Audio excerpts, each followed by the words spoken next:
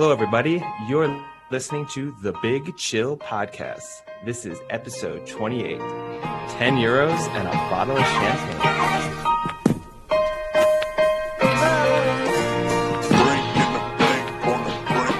Hello, Big Chillians. Welcome to another exciting episode of the Big Chill Podcast. This week, I want to go right to Sam because for those who aren't aware, France has now gone back into full lockdown mode. And this is in no way a disrespect to mental health or making jokes about anything with mental health. But given France's situation, Sam, and Eddie's pure lack of internet, which now may run to 2021, should we have Edward Hewitt on suicide watch? There was a genuine concern earlier that I saw the last time he was active on Facebook was 3 hours ago, and I thought he had done it. I thought it was done it already. Yeah, I was like, that's just unlike him. Should we get like one of those mini trampolines and put it underneath his window of the apartment complex just in case he tries to jump?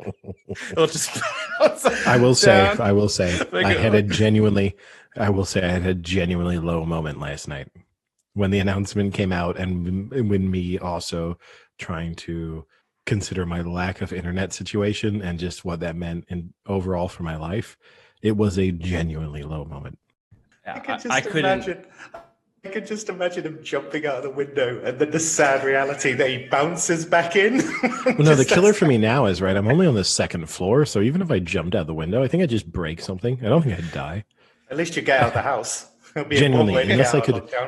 And then he gets a ticket. He jumps out, breaks his legs, and then the cop just over him, writing a ticket and just like drops it on him. But genuinely, I think unless I could nail it head first, I'm living. Maybe Missy will take you out before that anyway. No, if I could land on her, we might be done. I think it might look better, right? Quick, Missy, cover my fall. But speaking about the French lockdown, to throw in a story that neither of you will be totally expecting. I previously told the story of our friend Vasilis and his namaste habit. It was a podcast favorite, Vasilis. Yeah, he's like a, the fans have been reaching out. More Vat stories, please. Yeah. Well, we've got to. My mom did ask, what's wrong with that Vasilis kid when I talked to her the other day. She's going to learn a whole lot more about what's wrong with Vasilis. So last Sunday, I was supposed to go with Vasilis to watch the NFL in a bar, in a very, very quiet bar we go to on Sundays. Like literally, it's 7 people in a bar. If you want a social distance in the midst of a pandemic, it's the perfect location. And Vasilis canceled on me fairly late because he was too tired. He told me that it was a story he could only tell me in person because it was that extreme. So the story he has ended up telling what me, a tease, is that last Saturday night he got a text from 2 girls he knew asking if he would like to come over to their house for a house party, which he was like, yeah, okay. I have to stay till 6 a.m. right, with the curfew restrictions. And then they're like, yeah, no worries. Come to our house. Wait, real quick. That is one of the greatest excuses for Vasilis to have to non-creepily stay overnight is just blame it on the restrictions that, if once we hit curfew, I have to stay there. So as long as you're cool, we don't have to be creepy about it. And I know multiple people who have tried to take advantage of that particular kind of like, not loophole, but just in a sense, if you're going to invite me home, I'm here all night. Wait, is that a sexual assault loophole? Yeah. Is that a loophole of what? She was asking for it, right? She invited me over at 8:30, so I had to rape her. 9:01, 9 hours to go. Yeah, what else was I supposed to do? Come on, Judge. I don't know if a loophole is the best use of the word. Was I supposed to just sleep like a normal human being? That's impossible. I had to molest her. Supposed to be responsible? So anyway, Vasilis gets invited to this house party. The girls at like 9 o'clock can't tell him, house party canceled. We're not going to a house. We're not having a house party at our house anymore. We're going somewhere else, but you're more than welcome to come. And Vass says, well, hey, it's the lockdown, right? Like curfew, I can't come. They were like, well, just hop in an Uber and come. Here's the address. And he was like, do I need to bring anything? Exact words from these girls. They say, well, it's a sex party, so you need to bring a bottle of champagne and 10 euros. He turns, he goes, Like admission? Is that like admission 10 euros? so he goes to the suburbs of Paris. He goes like to La Défense. So it's just outside of Paris, the like business district. He arrives at this apartment complex, goes into it, and turns up at the door, and someone's at the door and like, why are you coming here? And he's like, I'm with those two girls over there. And they're like, well, do you have your admission? And he's like, well, here's a champagne bottle and 10 euros. And the guy's like, well, I got to call the guy running this party over. The guy comes over and says, what's going on? Vess explains, well, I'm here with these girls. I've got 10 euros and a champagne bottle. And the guy goes, well, normally it's 200 euros for a guy to turn up to this party, but because you're with two girls and this is a pretty nice bottle of champagne, I'll let you in. Now, when it wait. So just I want to time out real quick. So what you're saying is in this party, the girls still have to pay 10 euros to come in, and the guys are having to pay 200 girls are to free. attend this party. Girls are free. So where did they get the 10 euro guys from? Pay 200. Just random. Just they thought you're paying something. The girls have no idea what the guys are paying. Okay. He goes into his apartment. It's a fairly large apartment. He told me there was like 30 people in it. And he didn't understand when they meant it's a sex party. It was a full-on sex party. So it was just people fucking each other in every room of the apartment. Wait, what do you mean every room? Do you mean just like as soon everywhere. as you walk in, just in like the corners, like on the one floors? moment he told me he tried to go to the bathroom just to go to the bathroom. He tried to walk in and they were like, this isn't the bathroom. He was just a guy fucking a girl on the toilet. And I was like, so what did you do there? He was like, I didn't do anything. I just sat there. He was like, but it was a really good deal because honestly, a lot of food and drinks. I can imagine everyone just fucking around him and he's just there eating Doritos out of a bowl. And so then I said, if we know Vasilis, he loves to eat. So I said to him, did anyone else not do anything? He was like, no, I wasn't alone. It was me and three. He didn't say sorry. He said, I wasn't alone. It was me and three creepy guys who didn't do anything. I was like, okay, so 4 creepy guys. Like it was just you all evening watching people have sex, which is fundamentally. And he was like, the girls were so hot. Like it was amazing. The girls were so hot till 6 a.m. It was incredible. Even at 5 a.m., new girls were turning up. It was incredible, but didn't do anything. Why didn't he do anything? I don't blame him for the not doing anything. I think I totally get that aspect, but I also respect Vasilis for just telling that story. I want to know how much he ate. Oh, he got his money's worth. That guy probably was like, we lost money on this event. First time in our life. Now, here's the thing is, now you want to know the better part? So some other guy came up to me and was like, you think you like this event? I organize other events in Paris. They're in central Paris and they're only 80 euros for a guy. And then he goes, I've had some pretty hot girls there, including Scarlett Johansson. I was like, no. Scarlett Johansson is not turning up. And I literally was like, if you ever go to a sex party for $80 and Scarlett Johansson is there, you send me an immediate text message. We do the podcast on location. Oh, that's live. That's live. The topic is just me with Scarlett, right? Like that's it. Like, it's probably was Scarlett Johansson, but just spelled differently. You know, like S-A-N. Scarlett No, Johansson. just same name, but just happened to be someone totally different. Yeah. One is a beautiful actress. The other was a guy in his 30s with a wig on. Yeah. And this was compiled with the fact that today he turned up to meet me, right? So obviously French lockdown has started, right? We're now in full lockdown mode for the next 4 weeks at least. And we went out for some like pre-lockdown drinks in a very responsible place where we weren't really interacting with other people. No, but just, like last drinks of freedom. And we went to a place where still we were fundamentally respecting social distancing rules. And he proceeded to order Coke from this weird drug dealer because he was like, why not? We're going to just have a really great night. Now, obviously, it's not my thing. I'm not a drug guy. As far as I'm concerned, alcohol, great night for me. This guy turns up on he orders it in a bar I won't name, but by location will become clear, very close to where the president of France lives. So very heavy security.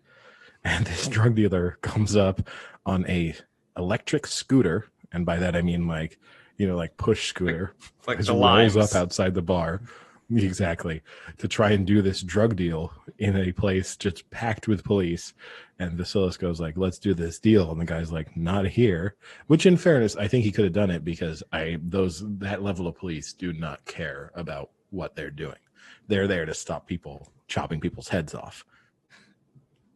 And the guy refuses to do the deal with Vasilis and just scoots off in his scooter.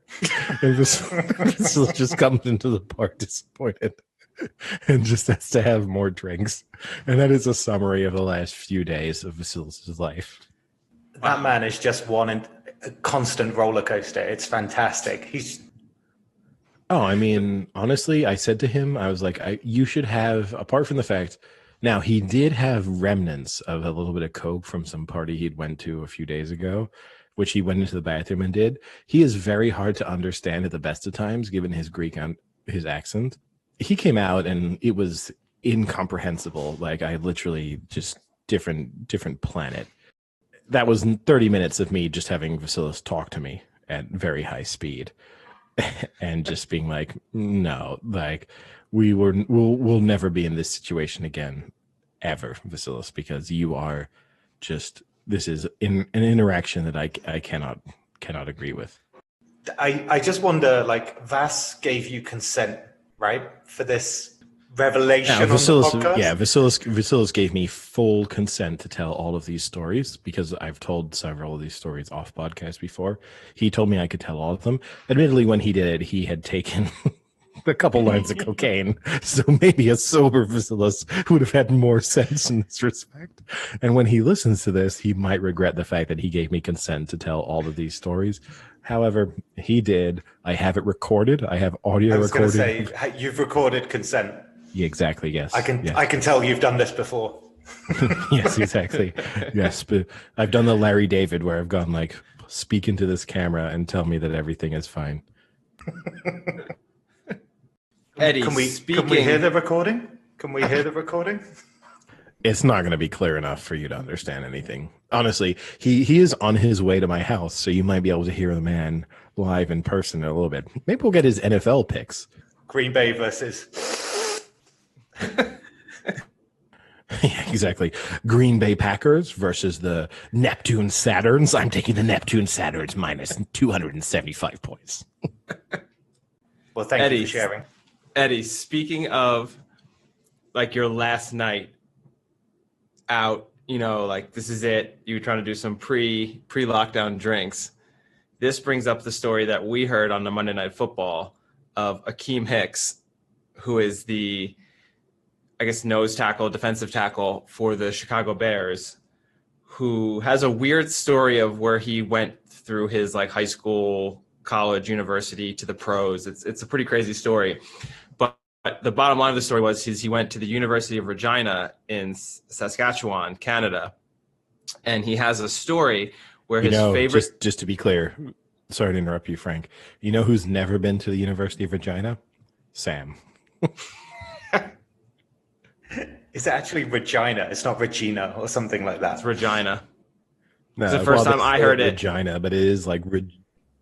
It is Regina fundamentally, but they say it Regina. It's unnecessarily provocative in the way they pronounce it.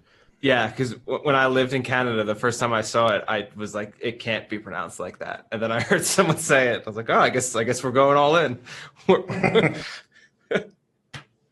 So anyway, I'll say as someone, right? You can order Regina pizza here. If I went into a pizza shop here, I was like, I'd like Regina pizza. I think I get kicked out of the pizza shop. Or if you have a bottle of champagne and €10, maybe you get pulled into the back. Bottle of champagne. Then it's me, Bill Clinton, and Harvey Epstein. and Megan Fox. Ah, God, yes. Super And good looking and women. Scarlett Johansson. Yeah, don't forget Scarlett Johnson. Scarlett Johnson's there just munching on some pizza. So anyway, Akeem Hicks tells the story of when he was there. There was a bar on campus that their favorite things to do, I think it was either Tuesday or Thursday, was wing night. And it was 50-cent wings. And I guess all day. There was no beer special, which is the weird part because he doesn't ever talk about the wings. But it was 50-cent wing night. And what they would do is they would go at noon and they would eat wings and drink beer until the last person was standing. And he tells the story of his best night ever was the night they went and he was the last one standing and had drank in 40 beers. So this is a person in college. He said at 1 a.m. Okay, so like 12, let's say 12 hours. 13 40 hours. beers. You really want to push to 13. Okay. No, I want the extra hour because I know what you're going to ask me, and I want the extra hour. Okay, 13 hours. Okay. 40 beers. The issue is we don't know the type of beer. I'm going to assume because it's a college bar and it's 50-cent wing night that they're throwing in them bottles of beer. I can't imagine it's pints. So we're going like 330 ml bottles. Because we all know where this is going. It's Canada. I think they're doing like bottles of Moosehead or whatever. They don't really drink Moosehead there though, that much. But you know what I mean. They're drinking Moosehead or Bud or Molson. Whatever, and they're probably drinking a bottle. They're not drinking a pint. No, I was thinking either drinking bottles or they're giving them literally like 16-ounce, almost solo cup-ish drafts. They're not giving pint drafts. I would put money on that part. So 40 bottles of beer. Let's give him, do you know what? I know what you're going to ask me. Let's even give him the benefit of the doubt and give him pints. 40 pints. Yeah, give him the benefit of the doubt.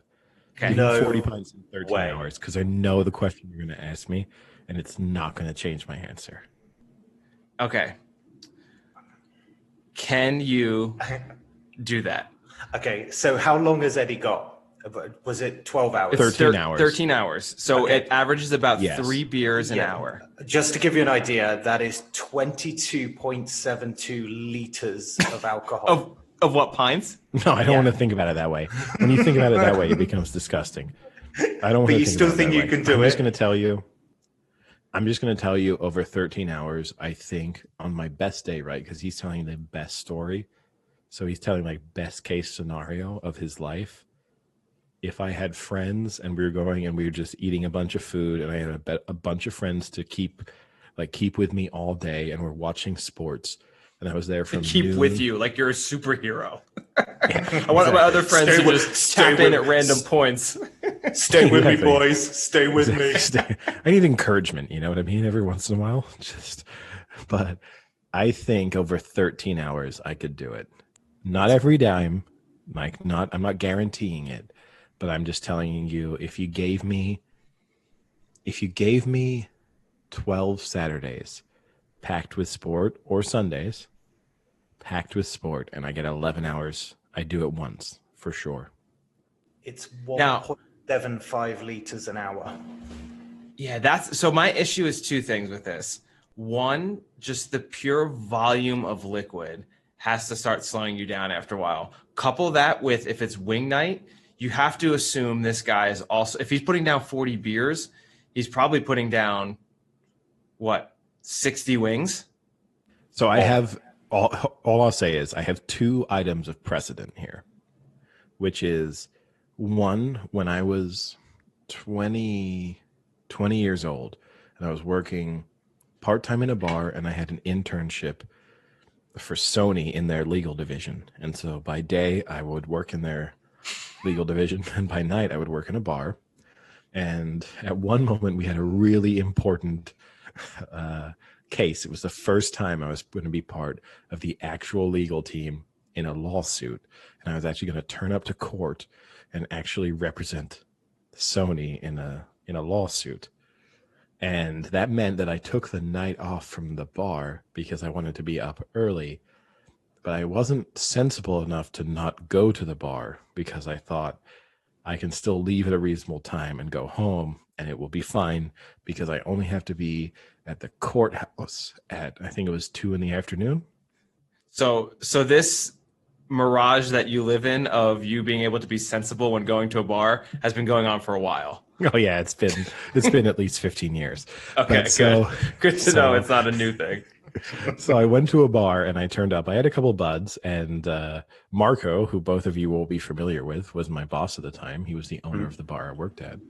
And after like 2 or 3 buds, it was just like 6 p.m, like post work, a couple relaxing beers. He said to me, "How many Budweisers do you think you could drink?" And I said, "I don't know, 20 in a night." And he said, "Well, we'll see."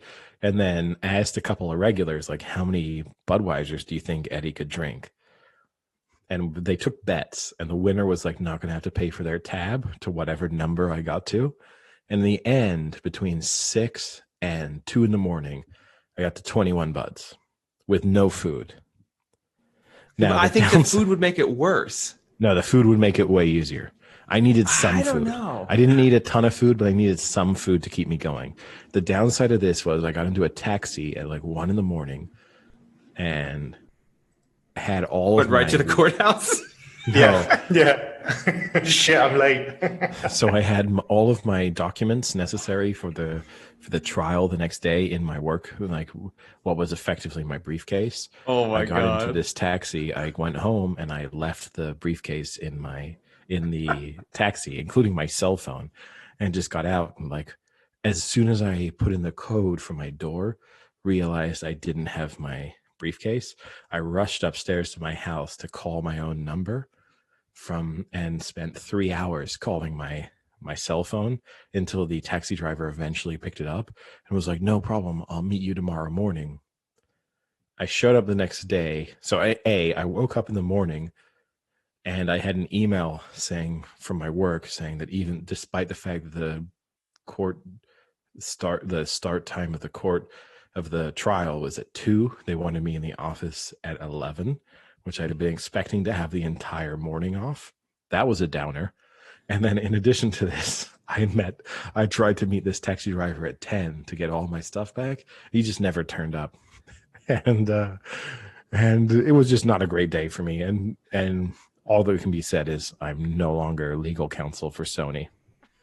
I could just imagine you getting like a fake briefcase, one of those ones that opens up and like your sandwich falls out. I lost everything. I went to lunch with my colleagues because we got lunch together. I was not in a good state. I was not functioning on a high level, and just eating lunch was quite a struggle. And I thought my brain wasn't even working like well enough when I ordered my food. And so what I thought was like, I'll get some fried food because that will sort of like feed the struggle I'm going through. And I ended up ordering this like fried cauliflower with fish. And it was just the nightmare dish for the position that I was in. Why fish? All I saw was like, I saw the aspect of something fried and I was like, this is perfect. And it was fried cauliflower with fish. And it just, nothing satisfied me. I ended up, eventually we went to court. I fell asleep during the trial. Not a great look. But that being said, if you want to know how good we were, still won. I was going to say, you're Sony. 1 for 1 on court trials. Amazing. Being sued by an artist, but hey, 1 for 1. That guy lost. You told me you left Sony because you wanted to go in a different direction. I did, and that direction was sleep.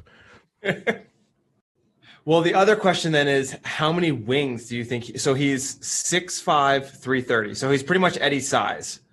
Not 6'5", but I'm also not 330. I just want to round up. I almost got him. The 6'5" I'll take. The 330 I want. I almost got him. I mean, how many wings do you think he ate? In 11 hours? Yeah. Does he eat 100 wings? Oh, more. Yeah. Do you think he eats more than 100 wings? Yeah. I don't think it's that difficult. I think it is a little difficult to eat 100 wings. Two Sundays ago, I ate 40 wings. I didn't feel that full. Well, you're only 1 inch shorter and 10 pounds lighter, so it's a pretty good comparison. No, I'm 2 inches shorter, but 20 pounds heavier. No, but like no. In reality, over the course, I turned up to a bar at 6 in the evening. I only ate wings. I ate 40 wings between 6 and 1 in the morning. I didn't feel exceptionally full. It depends a bit on the size of the wings, but like 40 wings, if you're drinking beer and you're kind of like feeding your hunger through the alcohol, I think 100 wings over the course of 13 hours is not a ton. You're going like, if you're going 10 wings an hour, that's not exceptional. You are asking an important question there, Sam, because there is an anus issue at a certain moment here, which Sam will be very familiar with. But there is a moment at which other elements might give way. I don't know what you mean. Couldn't possibly understand what you mean here. I'll also say I hinted at a second story because the bar, which will not be named, but where Vasilis may or may not have recently ordered cocaine. They used to have this food challenge that I would take part in, which was called the Wall of Pork. And the Wall of Pork was, they used to serve pork chops. Sounds like a gay thing. A little bit, yeah. You've done the Wall of Pork several times in your life, I'm sure, Sam. No, he's done in the hole in the wall of pork. Yeah, exactly. AKA the glory hole. The pork in the wall. and they used to do this, and what would happen is someone would set the standard, and then so it would be like pork chops, mashed potatoes, sausages, bacon, gravy. And then however, if someone had like one more pork chop or one more sausage, that would set the standard. And the next time you came in, if you wanted to eat the wall of pork, you had to match, you had to go one beyond what the record was set at. And so at one moment I came in and I had some nachos just because I was watching some sports. I just had some nachos. I wasn't expecting to take on a food challenge. And then afterwards I was like, I'll have some more food. And they encouraged me to take on the new wall of pork challenge, which at the time was 4 pork chops, 5 sausages, several like rashers of bacon, a mound of mashed potato and gravy. And I ate this and did not feel great when I'd completed this. And then people had watched me eat it like collectively in the bar. And the person working was like, well, you have to have dessert. And I was like, I can't. And people in the bar kind of cheered for me to have dessert. So I then He's like a circus animal. Eddie, in your mind, you're like the greatest person in the planet. To everyone else, there's just this massive guy at the corner of the bar stuffing his face with mashed just this guy with like legitimately, a bib on with mashed potato and gravy down his chest. It was a Sunday night during the NFL, and it was literally everyone in the bar being like, you have to have dessert. So I ate these 2 brownies, some ice cream, and some whipped cream. Why 2? Surely because that's what they gave me. It's what they gave me. I didn't order it. Sam. They dropped it in front of me, and I ate it. Well, if and you the minute insist, I ate it, I felt super uncomfortable, and I was like, I'm going to leave the bar, and I tried to start walking home. And for a long time, I thought the idea of like throwing up from eating too much was kind of a myth. But after walking about 200 yards, I just emptied my stomach onto the street, which happened to coincide with this guy walking his dog, obviously for his like Sunday evening stroll. It was probably only like 9 o'clock at night. So it just looked like I was like absolutely paralytically drunk. And I had to tell him, I tried because I felt embarrassed because I was like, this is not what I normally do. I tried to tell him that I'd just eaten too much once I just literally just emptied my guts onto the stomach. He obviously was just quickly walking in the other direction with his dog. I can just imagine you saying like, don't worry, I just ate a wall of pork. Yeah, exactly. Don't worry, I just ate 4 pork chops, 5 sausages, a pound of mashed potatoes, some bacon, and 2 brownies with ice cream. And nachos to start. Now, here's the amazing thing: the minute I did it, which is I was always skeptical to the idea of eating too much and it making you sick. But then the other thing was, the minute I did it, I felt great. So then I almost was like, I could go back to the bar. I feel awesome. I could go back and go for more food and more drinks. I did go home, but it was an interesting idea that there's just like pure relief. Well, this is a lot of insights into Eddie's life right here. But when you mentioned the dog, I thought the story was going to be that you threw up on the dog. Like you just. I wish I could top the story off. I will say that bar that he's talking about had an amazing pork chop, and they took it off their menu, and it was the most disappointing thing I've ever seen when I went back the following year to get it for dinner, and it wasn't there anymore. Great pork chop. I will also say this. Frank will also know, part of the reason my dedication to winning the Wall of Pork Challenge was because I was up against a guy who Frank and the two of us are in a fantasy football league in which we compete against the guy who was always one-upping me in the Wall of Pork. And so there was an element there of just pure competition. I would have almost killed myself eating one extra pork chop and one extra sausage at the time. What did you win? Oh, absolutely nothing. You didn't get it for free. You didn't get anything. He won a story about himself vomiting next to a dog. Exactly. Several years later, I got to tell this story on a podcast. That's what I won. And that's the true win. So going off of that, Eddie, when I was looking up this story about Akeem Hicks and his 40 beers on 50-cent wing night, another story popped up about Wade Boggs. So Sam might not know who Wade Boggs is, but he was a third baseman for the Red Sox and the Yankees. Pretty well-known alcoholic. On his trips, when he would do cross-country trips when he played for the Red Sox from Boston to LA, he would say that on the plane, he would just cruise through cans of beer. And the story was that he went through 64 beers on one flight from Boston to LA, which is about a 7-hour flight. He went through 64 cans of beer. He was then asked this. So then the side story is that they did something like this on Always Sunny.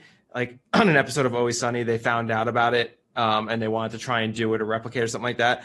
So in real life, one of the actors was talking to Wade Boggs about it. And Wade Boggs swears that the real number was 107 beers was his record on one cross-country flight. There's no way. There's no way. They're small beers, granted, but they're not that small. They're like 250. They're cans. They're just normal cans. Yeah. No. Even 64 in 7 hours is crazy. I know that, for example, it's long been a challenge. So when Australia or England play each other in the Ashes and like the big drinking culture in cricket. So you're talking about a very, very long flight from England to Australia, which previously would have involved connections, but now could be direct. Yeah. It's like 17, 18 hours, isn't it? I think the record that I remember gets cited almost every Ashes is something like 51, 52 beers. And that is on an extraordinarily long flight. That is still someone drinking several beers an hour over a very long period of time. Oh, actually, wait. I am fabricating a little bit. I think he says that the drinking starts before the flight, like at the airport or something like that. Even so, it doesn't matter. Yeah. 100 plus, like that's Andre the Giant levels. Well, let's say it's 64. Could you imagine drinking 64 beers in, again, let's say a 10-hour span, then going to the hotel, sleeping it off, and waking up the next day and playing a baseball game? And being good? I mean, he was an all-star. He was good. Yeah, I mean, that's the aspect too, right? You got to turn up and play well. I don't know. That's always one of those things. I always respected that. Like there have been athletes, right? There was the West Indian cricketer Viv Richards, and he used to like going out for drinks before he had to play the next day, and just like leaving a bar at 5 a.m, and people would take pictures of him. And he always used to argue that the reason why he liked doing it was because if you went out drinking till 5 a.m, you had to perform the next day. Like it was mentally a guarantee that if you didn't play well, people would blame the fact that you'd been out late the day before. And so it was like this additional motivation that focused his mind. And I can maybe get that argument. I've probably used that myself. Really? If that's the argument you have to make, then you've got some serious mental issues that you need to address. Yeah. I mean, Viv Richards is one of the greatest cricketers of all time, right? So there might be that moment where you reach such a high level of how else am I going to motivate myself in a situation in which I think I'm going to perform highly anyway, and you're just a bit bored. I can relate to that. So essentially he's just daring himself every time. The reverse of that, right, is I once turned up to a softball game. I mean, we play the Sunday softball league, where we regularly go out drinking until 5, 6, 7 in the morning before our 11 a.m/noon softball games. And I will say I've turned up once in a while, kind of feeling like I've got the shakes, and turning up for like my first at bat and feeling like my hands are like very wobbly and knowing that there's no way anything good is coming from my first at bat, but generally like settling down pretty quickly. The reverse of that is our friend Tim, who's a very good softball/baseball player, but on a couple of occasions he's thrown up so violently that he's burst all the blood vessels around his eyes, and he's just turned up looking like an absolute freak. That's the risk, right? The worst case scenario is you turn up looking like just someone who's been infected with like Ebola. Right. What's the next topic? Don't know. I think that's it. I guess you know what I'll do right now while we're talking about our success rate and our history. I'll give a little summary of our previous week's performance in our NFL picks, because I know we're going to make our NFL picks this week, and we obviously struggled a little bit, each one of us, last week, and we bounced back this week. So I will say that in week 7, straight up, just to win, I went 11-3, moving my record to 74-30-1. Against the spread, I went 7-7, moving my record to 53-50-2. Sam, straight up, you went 10-4, moving your record to 66-38-1. Against the spread, you went 8-6, moving your record to 51-52-2. Frank, straight up, you went 10-4 as well, moving your record to 64-40-1. And against the spread, you also went 8-6, moving your record to 50-53-2. So you remain one game behind Sam in the against the spread, but we are separated just by 3 games overall against the spread in the competition against each other. Well, this is the week I feel I have a big showing. I'm very confident this week. Overall, it's pretty close. I will say I am very proud of my straight up record. I think my record at this point of 74-30-1 straight up is a pretty strong, just straight up picking the winners record. Yeah. Too bad you're not in the Survivor anymore. No, the fact that you might win the Survivor and I won't, given the discrepancy in our records, is mildly upsetting. I'm not going to lie. Well, we can get into into this when we go into our picks, but this week the obvious choice is the Kansas City Chiefs against the Jets. And I questioned whether... It's not the obvious choice. It's literally, there are people on life support making that decision. But here's the thing. Everyone is going to pick that, right? Those people might be Jets players. Everyone's going to pick that, right? So what if there's, in some insane circumstance, the Jets win and you were on another team? You'd be like golden now. By that logic, pick the Jets. Like if you want to run the risk, if you're like, I want to be in a scenario where if this freak result happens, I really benefit. Because the more upsetting fact, I'll be honest, if you're like... would be if you lost. Yeah, it's like, no, I didn't trust the Chiefs. So instead of the Chiefs, I took the, I don't know, Bucks. Who's another Bucks. relatively, yeah, exactly, the Bucks. And then you have Sunday, the Chiefs lose to the Jets. You feel amazing. And then Monday night, the Bucks lose as well. The Giants turn up. Oh, come on. And honestly, I hope that happens to you. I took the Chiefs. I took the Chiefs. You know what? I hope the Chiefs lose now. Let me just throw that out there. I hope the Chiefs lose. Well, good. Whatever. I don't care. I don't care what you think. I mean, you do care if it happens, though. Well, let's see if Eddie throws up his straight up record here with the Jets. I won't be. Yeah. I'm taking the Chiefs. Oh, really? Okay. All right. Well, might as well kick Spoiler off. alert. Yeah. I don't think there's any spoilers in that game. The only interesting one would be the spread, because it's pretty brutal. But all right, let's crack on then.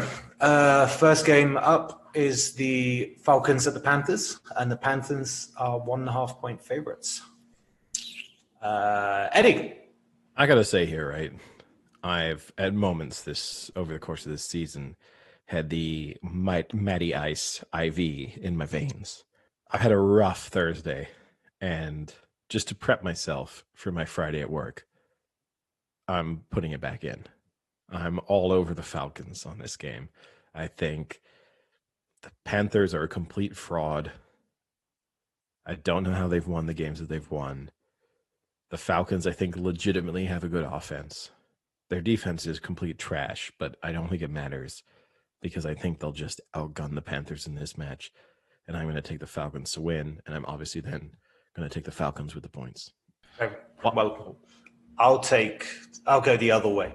I'm going to take the Panthers. I've liked backing the Panthers this time, but also, last time out, it was 23-16. Bridgewater threw well, Ryan threw nothing. And I think the Panthers are a better team than the Falcons, truth be told. So I'm going Panthers and cover. Good luck with that. Thanks. Your well wishes are noted. I am not genuine. They're not genuine, Sam. I am son torn. Of a bitch. I'm torn here with this one. I kind of see what Eddie's saying. I still am not a believer of the Panthers, even though they seem to be playing well.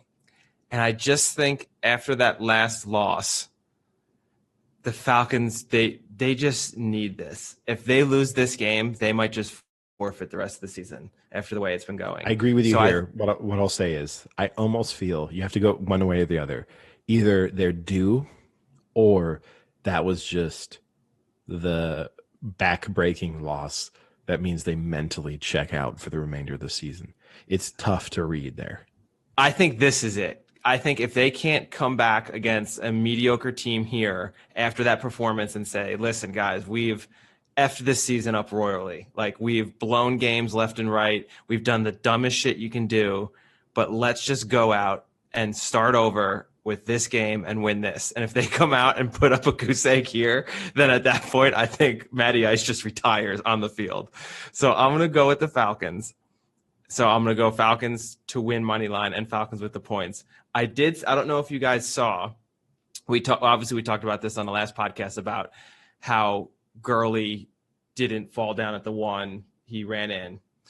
They've since released footage because Matty Ice was mic'd up during the game. So they have Matty Ice in the huddle, and this is what he says to Todd Gurley. Hey, don't score. Don't score. Don't score. Get the first. Get down. Don't score. Right to Gurley, who then who then responds with, "Yeah, I wouldn't score right there." In fairness, the instructions weren't clear. Yeah. Didn't he say, like, after the game in the post interview, he's like, "Yeah, I fucked up there." Now, here's an interesting question for you, Frank. Who's the head coach of the Falcons? I don't know who it is now. Who's the interim? Do you know what I mean? Interesting question. And I only said this because I had to look it up. I thought of the question myself, and I was like, who is the current coach of the Falcons? It's not Romeo Crennel. That's the Texans. It's Raheem Morris. And I had to. It's a genuinely interesting question for anyone picking the Falcons to win a game. If you can't name the head coach of a team, probably a bad sign. That being said, I'm still picking the Falcons, but... Yeah. All right. Colts at the Lions, and the Colts are 2.5-point favorites. I'm going to go first here because we all know what Frank's going to do. He's going to make a really stupid pick again, and he's going to trust the Lions. I think the Colts, in spite of the fact that they've been unreliable at times this season, are actually quite a good team.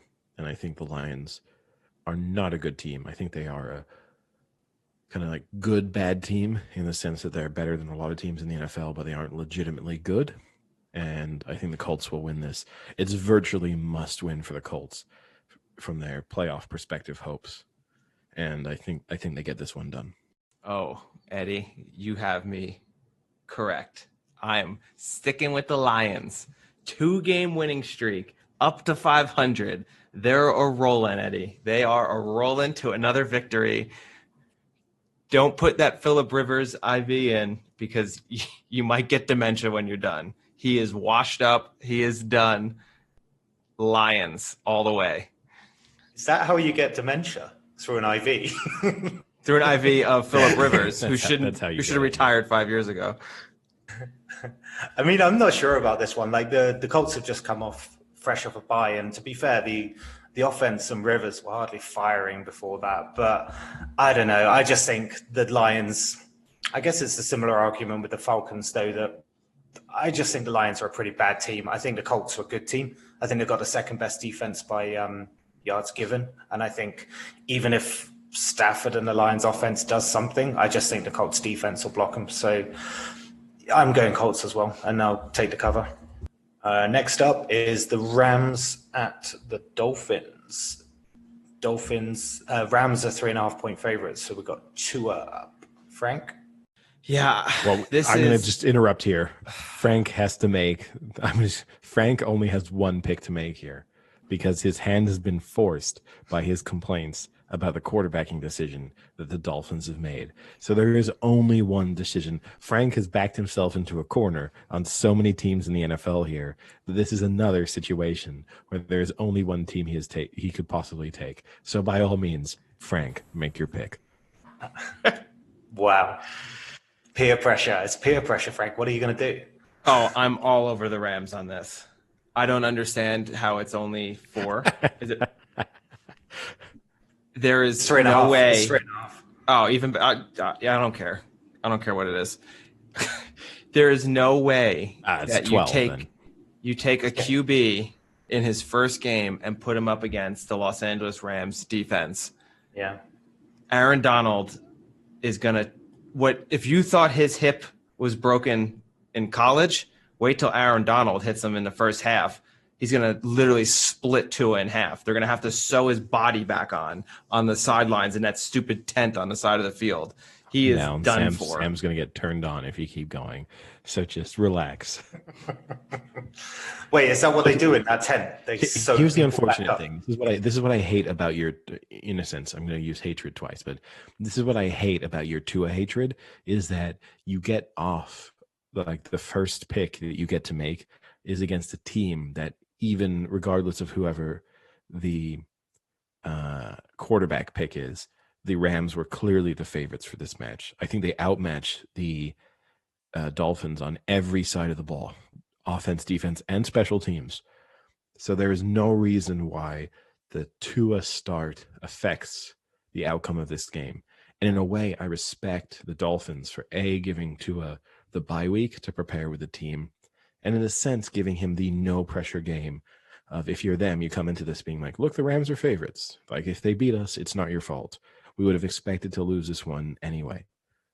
So I'm going to agree with you in the sense that I'm going to pick the Rams, but I do not think this is a reflection of how good of a quarterback Tua is. Now, if he throws 5 for 25 for 54 yards and 4 interceptions, then maybe you have a point. But I don't want to hear you on Monday just claiming that you were right about the fact that they shouldn't have started Tua because the Rams beat the Dolphins.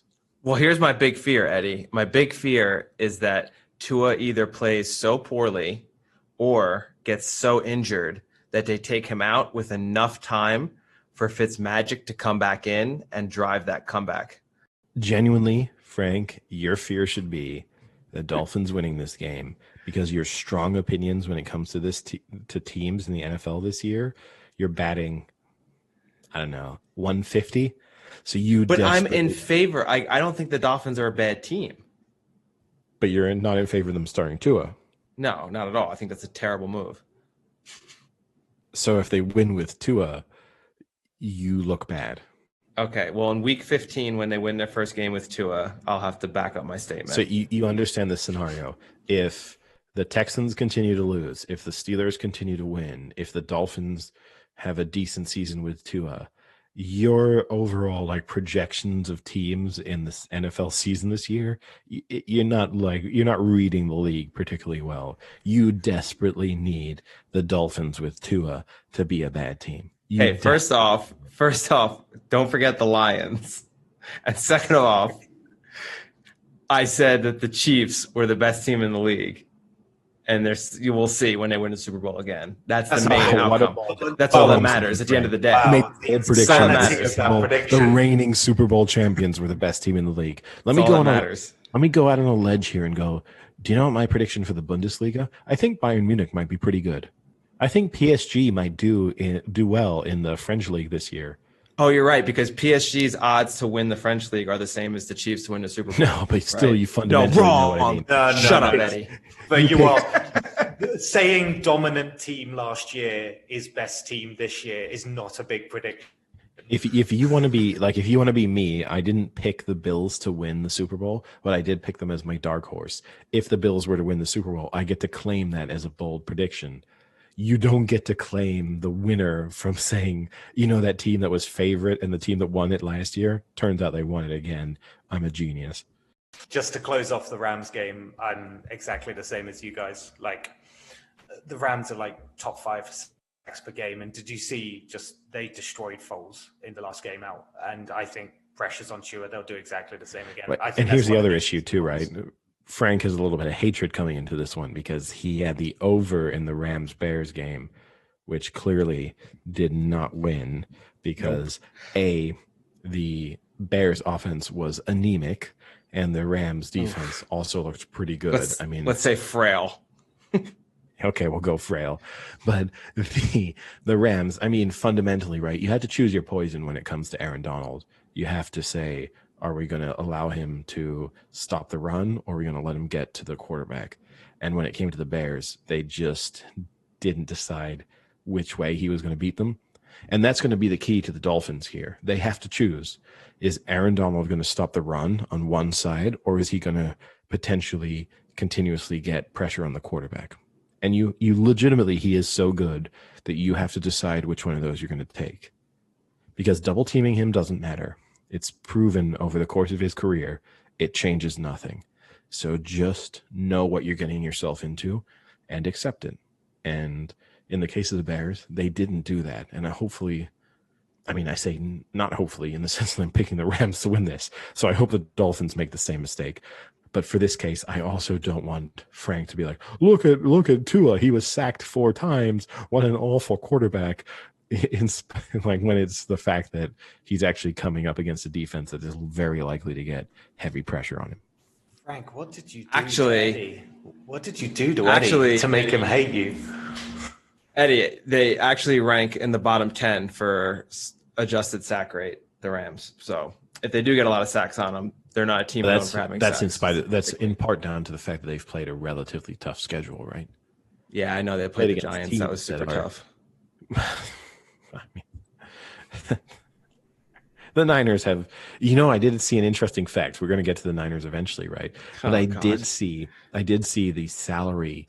I saw a stat about the amount of salary on the IR team by team, and the Niners have nearly $57 million worth of salary on the injured reserve, then leading the league in that respect.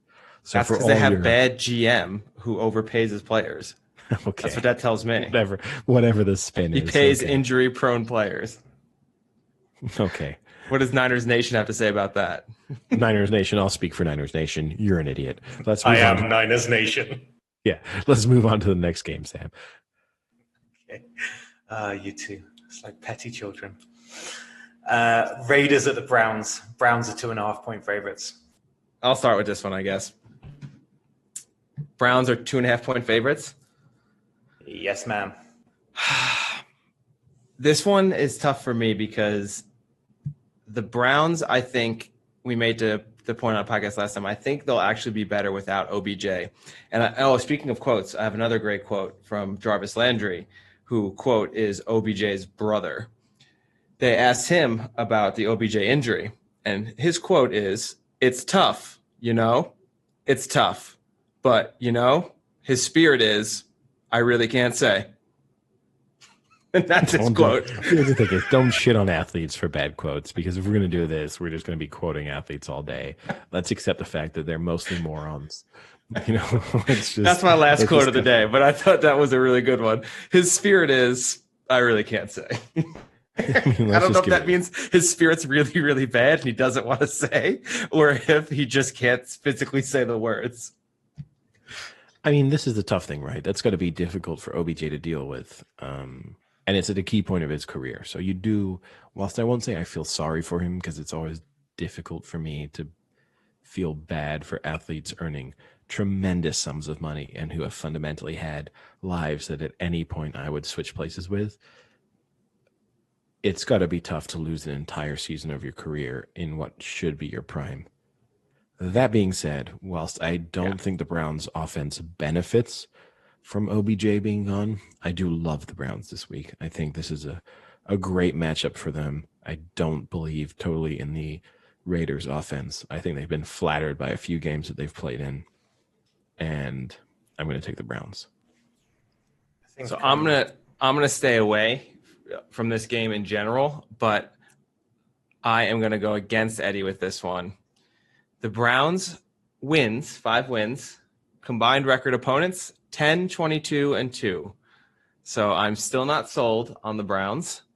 You guys flip it. I'm just going to say every way possible. Sometimes you're like, the Bengals are good. They're undone by the fact that blah, blah, blah, blah, blah. Then a team beats the Bengals and you're like, well, look at the fact they only beat the Bengals. Like no matter which way you want to spin it, the two of you spin it every fucking way possible. Are we sure that the guy in the scooter didn't drive directly into the bar instead of away from the bar? If we could see Eddie right now, he'd just be completely faced. Oh, I'm Tony Montana. My face is just covered in white. looks like you got hit in the face with an airbag. Yeah. Nah, but either way, I'm just saying, you guys, the two of you, or okay, Sam, you know what? I'll leave you out of it for now because you haven't made your prediction. Frank, you're an idiot, and you just spin this no matter what. Wow. You're going to spin it the other way. The Bengals are playing the Titans, and I know you're going to spin it like, well, the Bengals are a pretty good team, so I don't know how I'm going to feel about them playing the Titans. And then you know what I mean? Every possible way you spin it. Teams won a lot of games. Well, they had a tough schedule. I mean, the Texans had they lost, but they got a tough schedule. Another team, they've won games. Oh, they got a terrible schedule. It's like part of the fact that your schedule looks bad is if you win games, you obviously hurt the schedule of your opponents. And in the case of the Browns, they've beaten the Bengals twice, a team that you consider to be relatively good. So can you be? I consider them to be good for a 1-6 team. I never said they were a good team. Are they better or worse than the Texans? Are the Bengals better or worse than the Texans? They're not as good as the Texans. Yeah, see, okay, we've got this on record, Sam. We've got this on record, okay? We have this recorded. This is the litmus test, the standard of 1-6 teams. We've established it. So I'm going for Vegas on the fact that they have a pretty good passing offense and the Browns do not have a good passing defense. Garrett supposedly isn't 100%, and if they don't have Myles Garrett up front to pressure Derek Carr, they could be looking at Carr to have a 300, 400-yard passing day. And I just don't think 400 yards, they still lose. Or they win. Baker's throwing for 350 minimum in this game, and the Browns are rushing for an additional 150. Book it, put it on the board. It's happening. I mean, speaking of Baker, did you see his newest commercial, Eddie? Another good one. I mean, you spoke to me about it. We've already discussed your love of Baker Mayfield commercials. And once again, I think you're the only person in the universe, you and Baker Mayfield's wife. I think you're the only people who like them. But I'm glad that you. And she doesn't give a shit either. Well, she's in them, so. Her argument is probably, I see enough of him at home. I wish he'd be off my TV. Yeah. Right. Well, I'm siding with Eddie on this one. I think this is actually quite an easy one. Welcome to the sensible club, Sam. I think it's a pretty easy one. I think actually, for all of Eddie shitting on me about the Bengals just before I declared my colours, I think that what that game showed is that they don't need OBJ to be a really good team, and he's got tons of receivers. They don't need OBJ either. Who the fuck is OBJ?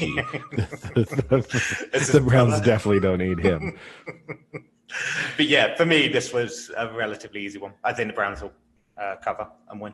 So easy. Nice. Are you happy with that, Eddie? Have I made good you happy? Good pick. Solid pick. Here's the thing is, are you going to come for me in the next game? History would tell you pick against Frank and you're above 500. So let's just move on. I mean, statistically, he's not wrong. I am right. I got the stats to back it up. Oh, yeah. The only reason you have the stats is because if I don't win, then I have to lose, right, Eddie? Yeah, actually, yes. Exactly. All right. Bit of bit of Cousins action coming up. Vikings at the Packers, and Packers are 6.5 point favorites. For me, this is an easy one as well. I'm going with the Packers, and I think they'll cover that one pretty easy. Like, I know the Vikings have. I just think the Vikings have given away, what is it, like 27 points or more every game, and we're now looking at half season. So that feels like that's a pretty set in stone kind of trend they've got. Rodgers is back. He looked pretty good last time out, and Bucks game aside, I think he'll put him to the sword. I'm all over the Packers here, so I think they'll win and cover. Anyone looking to stick the Packers in their like money line Sunday bet, be careful. This to me has all the makings of Cousins and the Vikings giving people a glimpse of how good they are. And this is my thing. Now I'm going to pick the Packers, and I'm going to pick the Packers to cover. No, you can't see. No, this you can't do. No, you're going to make fun of me. No. You're going to make fun of me, but you can't say. Yeah, you can't do that. No, you can't say like, oh, I see, I told you that this could happen, even though you picked the other way. But I'm not going to do that. I'm not going to say. All I'm going to say is I'm leaving the Packers out of my bets. This is my advice. I'm not going to throw them into any bets. I think they will win. I think they will cover. I think they are the significantly better team in this matchup. That being said, I think the Vikings. The Vikings. Yeah, the Vikings. I mean, Cousins has been having a wild bye week, and he is just coming off raging. He's been partying with Vasilis, the two of them, sex parties, cocaine. He is coming on to this game just firing on all cylinders, and who knows what he's going to do. He might just bend Rodgers over in like mid-game and just take him for his own. But I think that all I'm saying is I'm going to pick the Packers. I'm going to pick the Packers to cover the spread. That is the likely outcome. They are clearly the better team. But I'm just warning people, do not put them into – don't throw them into your money line bet. There are plenty of teams. You know me. I'm a money line like accumulator parlay person. 4. Yeah, I'm all for the 4-team, 5-team money line bet. I'm all over it. And I can't wait for my bet of the week. There is no way I cannot wait for my bet of the week. I'm so excited now. Eddie, I am banning you from bringing up, if the Vikings do win, what you said, because I can't be dealing with it. I can't be dealing with you covering every game. Look. I'm going on the record. I'm not going to claim I was right if the Vikings win. I'm saying this now.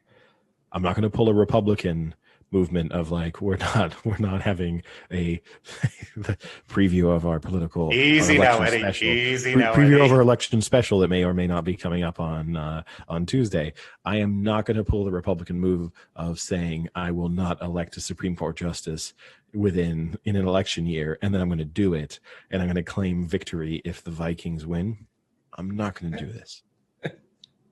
But all I'm saying is, don't come to me and tell me when your bet loses because the Packers were the one thing in your moneyline bet that let you down in your teaser in whatever it is. Don't say I didn't warn you. That's all I'm saying. Consider yourself Eddie's going to have 80% of this podcast time on his rants. Every team got a 20-minute rant for. Oh, it's brilliant. I'm enjoying. Just wait till I get to the Niners, all right? We're not even there. I got like 12 minutes primed for them. I'm going Packers. All of their wins have been at least 7 points, including when they beat the Vikings in week 1 by 9 or 10 points. I'll stick with the Packers. All right. Pats at the Bills. And the Bills are 4-point favorites, which for me is just low. I don't know what you guys think. Got a great fact for you, Frank and Sam. But I think it's going to excite Frank more than it excites Sam. So Josh Allen, now not Sweet Lips Josh Allen, but still very handsome Josh Allen, was on the Rich Eisen show. And obviously Josh Allen has an incredibly strong arm. So Rich Eisen asked Josh Allen, what's the furthest he's ever thrown a football on a field? How far do you think it was, Frank? Yeah, it was 70 yards. No, 83 or 80 yards. Sorry, 80 yards. 83, he says he's thrown it.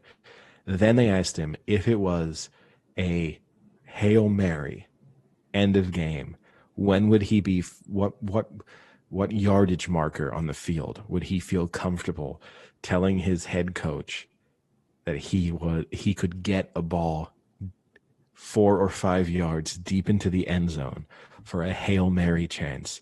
Where do you think he claimed the ball would have to be snapped from? The ball be snapped from? Snapped. Oh. The 20. Because obviously he's then going to eventually he's going to throw it from behind the line of scrimmage, right? Yeah. I'm going to say the 20. I was going to say 15, but until you said snapped, I'd probably go, yeah. On his own 15, so he's going to throw. I'm saying his own 20. So he's going to throw a minimum 85 yard for you. Yeah. Which is 90 because he needs to throw it 5 yards into the end zone. Yeah, I think Alan's saying he can throw, if he tried it, he would throw further than 83 is probably what I think. You've kind of undone me here. You've kind of pulled the Sam 55 million turning up for his was like 30 on the 35. What did he say? He said on the 30, his own 30, he would feel comfortable.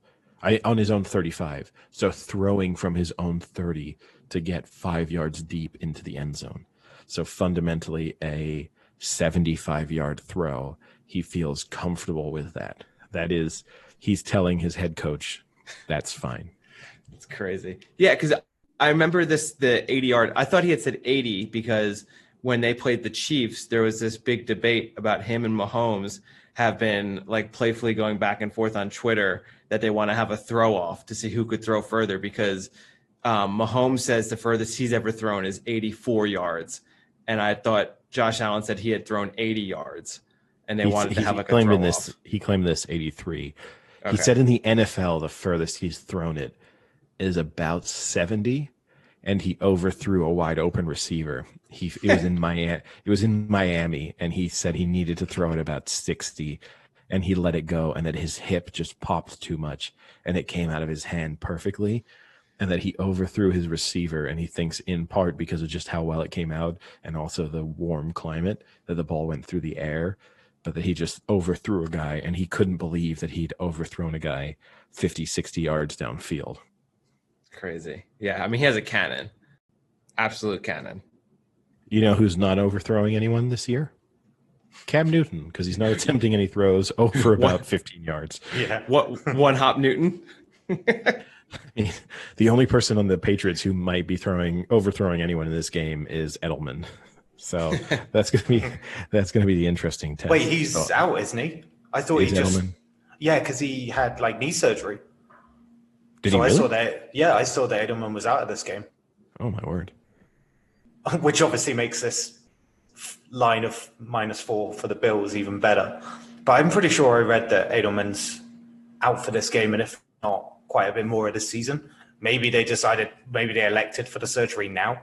Because the season's already a train wreck. Expected to miss time after undergoing procedure. You are correct. So maybe they just saw that if they didn't win this game, it was a train wreck of a season. So why not just take the surgery and the hit this season now? That to me, that's a huge indication of the Patriots' assessment of their team. Exactly. That is them fundamentally saying the season is over. Yeah, exactly. So again, picking against the Bills in this game would be crazy on the back of that, because that is Bill Belichick sort of folding his hand when it comes to this season. So I've been high on the Bills all year, right? I think this is a real mismatch. The Patriots look a complete mess anyway. I'm taking the Bills. I'm taking them to cover the points. Yeah, it's crazy. The -4 when I read it with the Edelman news, I was like, wow, the line doesn't seem to have changed that much. They could lose 4 straight games now for the first time since 2002 if they lose this week.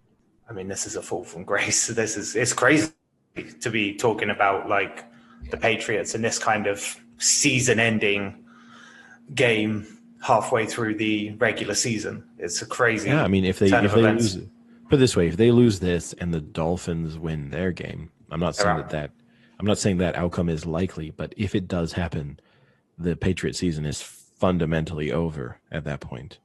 And yeah, I mean, I think it's fundamentally over already. But it is anyway, but it would be very difficult. Statistically, it's over then. If they're several games behind the wild card, it's going to be very difficult for them to see any path to the playoffs. So it's. Would you ever get to the point where Belichick goes? Like, is this the time where you're like, Brady's gone, season's over, team's a mess? this is pointless. Why not just get rid of everything and restart? Not after 1 year. You got even more time than that. And also in reality too, in a division that, okay, the Jets are the worst team in football, but they're now in a weird division that's becoming sort of deceptively strong. Is it? Well, you'd have to say the Bills are one of the top 8 teams in football. The Dolphins are definitely becoming an above average team, and they have the possibility of becoming significantly above average because in addition to having, if Tua turns out to be good this year, not only do they have their draft picks, they also hold the draft picks of a team that Frank loves, which is they have the number 1 draft pick, or the first round draft pick, I should say, of the Houston Texans because of the Tunsil trade.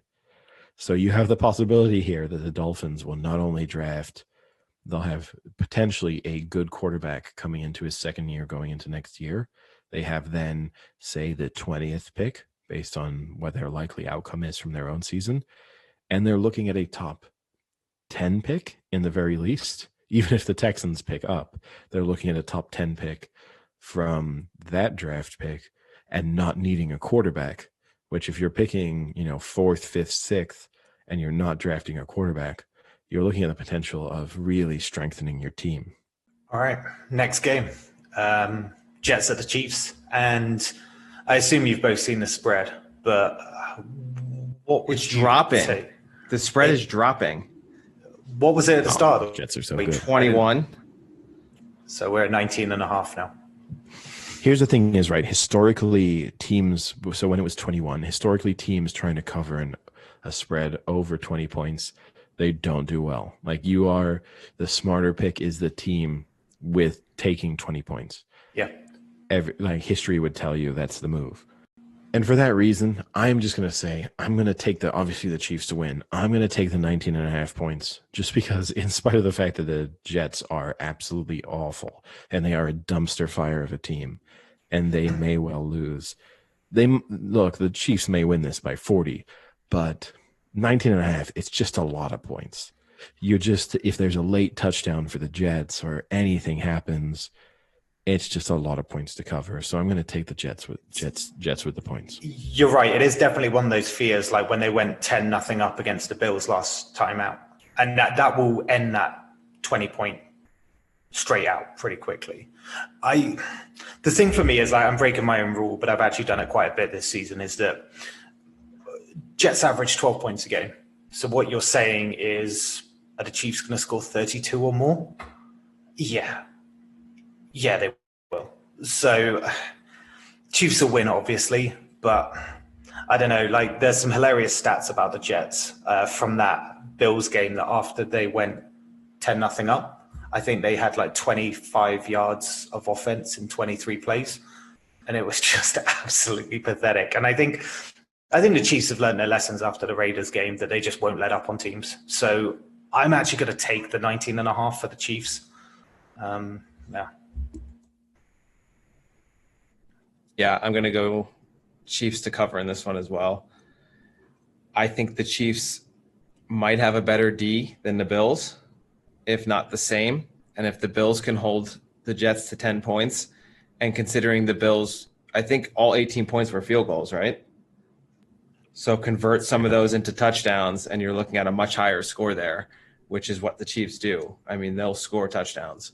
So I think the Chiefs can put up 35 in this game, and I don't think the Jets can get more than 2 TDs. The only issue will be is if it starts to become such a shootout that the Jets are going to have much more opportunities with the ball. I mean, if the Chiefs just keep scoring touchdown after touchdown, then the Jets are going to consistently keep getting the ball back. So they're going to have more opportunities to put up some points. But I'm going to go with what Eddie said, with the history being the 20 points favorite usually covers. So I'll stick with that. Wait, 20 points. So you're taking the Chiefs on the spread, or you're taking the Jets on the spread? Chiefs on the spread. Okay. I mean, that's probably the right move, right? Fundamentally, everything points towards taking the Chiefs. There is very little statistical reason to trust the Jets in any way. They are skewing towards being arguably the worst football team of all time in the NFL. But it's still a lot of points. It's one of those things where and we've said it before though too. I'm okay with going against the Jets until they start proving me otherwise. Yeah, no, and I'm all on. Look, put it this way: even though I'm picking the Jets, if you said my life depended on it, I have to pick one way on this spread. Which way am I going? I probably take the Chiefs because I would feel bad taking a team that is so awful, trusting them. At the same time, you're talking about a scenario where the Chiefs are up by 25 points, which is obviously a complete blowout, and there's a relatively late touchdown, and it's like, well, they won by 18, totally in control, and you're suddenly you haven't covered the spread. Now, Eddie, you know I am a man who loves his teasers. How would you tease this? That's a tough one. It is a tough one for me because I feel obviously really confident that because what you're going to do a 10-point teaser, 6-point teaser. So 13 and a half or it's so tough. 25 or 26 or 25 and a half. It is so tough there. That to me, I like that is the perfect point almost on both of those teams. That like 26 and a half, picking a team to lose by more than 26 and a half points in the NFL is huge, right? But if there's a team that could do it, if there's two teams that could combine to do it, it would be the Chiefs versus the Jets. 100% it is. But like, how many points do the Jets, like how many points do you think the Jets need to score before you feel uncomfortable with that? Is 14 enough? Yes. Because then you're saying that the Chiefs have to score 40. Yeah. Right? Like 41 to cover that spread. Well, they average 12, so you're not far off. It's not that unrealistic. Yeah, you're not far. But again, what we're saying is like, if the Chiefs keep scoring, the Jets are going to keep getting the ball, so they're going to have more opportunities. So I wouldn't be surprised if the Jets can score a little more than they average do. Probably. Look, if you told me the final score of this game is 55-10, I wouldn't be stunned. Like, it seems perfectly plausible. But I think if you really made me tease the game, I think I'd rather take the 25 and a half points. The thing is as well that kind of thing can really help you opening drive, right? Jets get the ball, win the toss, score in the opening drive. Suddenly that tease looks great. Like that looks really good. 100%. So if they score a touchdown opening drive, they don't even. Here's the thing is they don't even need to score a touchdown. If they have a 6-7 minute opening drive that results in a field goal, you start to look edgy on covering the spread the other way because it becomes at a certain moment just a sheer matter of time. But if there was a team that could score quickly, it would be the Kansas City Chiefs. Look, you're right. Do you know what I mean? I know it's just that with the Chiefs, you never know. That's no, you don't. What I'm trying to say. That's even the other thing. You might feel great. You might be like, well, Chiefs are up 8 going into the fourth quarter, and I have the Jets plus 25 and a half. I feel great about it. And then the Chiefs score 3 touchdowns in the fourth quarter, and you've lost your bet, and you're sitting there being like, what a dumbass. Why did I pick the Jets to cover with the points? So there's kind of, in a way, it almost falls into the category of there's no good way to play this. Yeah, I'm going to avoid that one in my teaser. I will not risk that. I mean, if it was me, I'd go the Jets. I'd tease the Jets line up to like 25 and a half or whatever it was. I just think you've got more. I think you've got that coin toss at the start. If they have the opening drive, suddenly it looks great. I'd take that. I'll put it this way. I don't like relying on possibly the worst team in the history of the NFL. Yeah, no, that is true. I will say this, right? Sometimes with bets, the only thing you can hope from them is that they kind of have like legs on them, that they're not going to lose almost immediately. And the good thing about taking a team plus 25 and a half points is that it would be almost impossible for that bet to be done at halftime. What score would be done at halftime? 28-0? Yeah, I think to be completely done at halftime, the Chiefs would already have to be covering. Yeah. Like, even if the Chiefs were up 21, part of me would feel like, well, they're going to ease off if the Jets score next. This is okay. I would have to outright feel that the Chiefs are already covering the spread. I need the Jets to outright win this half for me to not lose this bet. Then I'm done. Yeah, agreed. Did not think we were putting that much time into that game. I thought that was an easy one. But no. All right, on to the game of the week. Steelers at the Ravens, and the Ravens are 4-point favorites. Oh, I thought you were going to tell me Niners Seahawks. Here's the thing is, I will say this. We've spoken about this in the past, where I think we said last week or 2 weeks ago, some really great matchups in the NFL. I'm going to say this is a really great Sunday of games. There are a series of very good games this Sunday. Yeah, good divisionals, right? Yeah. In like Colts Lions is a good game. Raiders Browns is a good game. Pats Bills is kind of a good game. This is a very good game.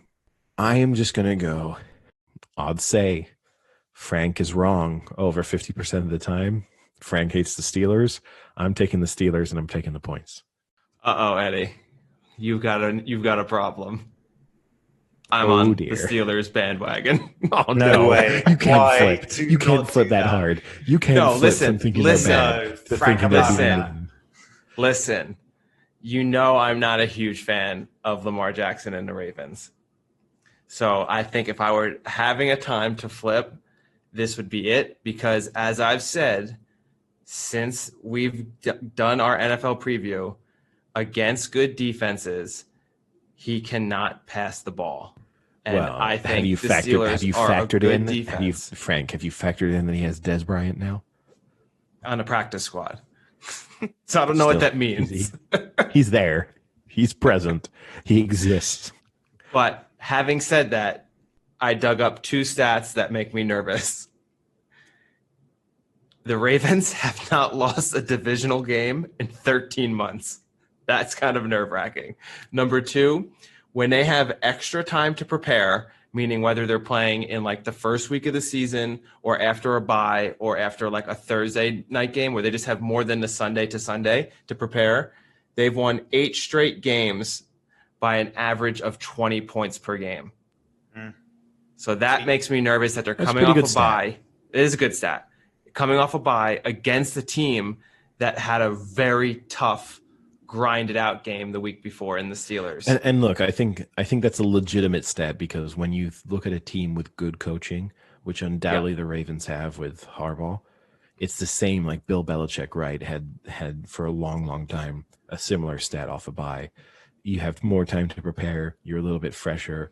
They've basically focused on a team. And in particular, I think in this instance, you know that they will have been focusing exclusively on the Steelers. Like there's no circumstance in which they would have said, we'll practice a little bit for the Steelers, but then we've got one eye on the game coming the week after. Like this is full focus on the Steelers for this entire length of time. What you're saying makes a lot of sense. I'm sticking with the Steelers. Yeah. After saying all of that, I'm still going to go against that. And I'm gonna stick you know with what? the That Steelers. really worries me. Sam, just be smart and just pick the Ravens. No, I wanted to. I was all over the Steelers for this now, and it's kind of just been absolutely railroaded by Frank. I mean, last time Lamar Jackson, the one time he played against the Steelers, 3 interceptions in that game as well. So the thing for me, there was a really good stat I saw about the Steelers that apart from the Giants game, they haven't conceded points on the opening drive, but they haven't conceded a fresh set of downs on the opening drive either.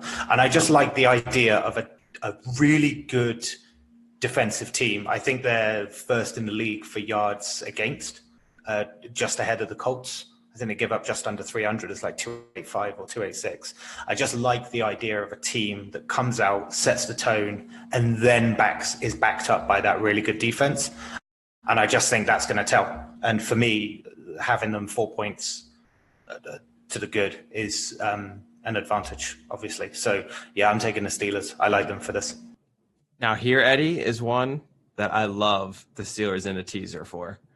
So the Steelers plus 9.5, 10.5. What's the spread? I don't know if I love 4? that, to be honest. It's 4. It's 4. 4. So that plus means they get 10. Yeah, I think I like that. Keeping it within a score. I mean, I like it, right? And so I'm picking the Steelers to win, so it'd be hard to hate them plus 10. That wouldn't make a lot of sense. Versus the Ravens minus plus 2. By 4, I really like them. But 10? 10, I don't know. The thing is, in a weird way, I know this sounds dumb, but in a weird way, if they're going to lose, I almost feel like it won't be close. Like part of me sees this is a close game, the Steelers win. Or the Ravens just blow them out. That's kind of my I can't see the fear. Ravens blowing them out. There's this moment where I might feel like part of me would be like if you had chosen the Ravens to win and then we speak on Monday and you go like, you see what I told you? Steelers are frauds. Like we were waiting for this moment. Just got exposed by a good Ravens team.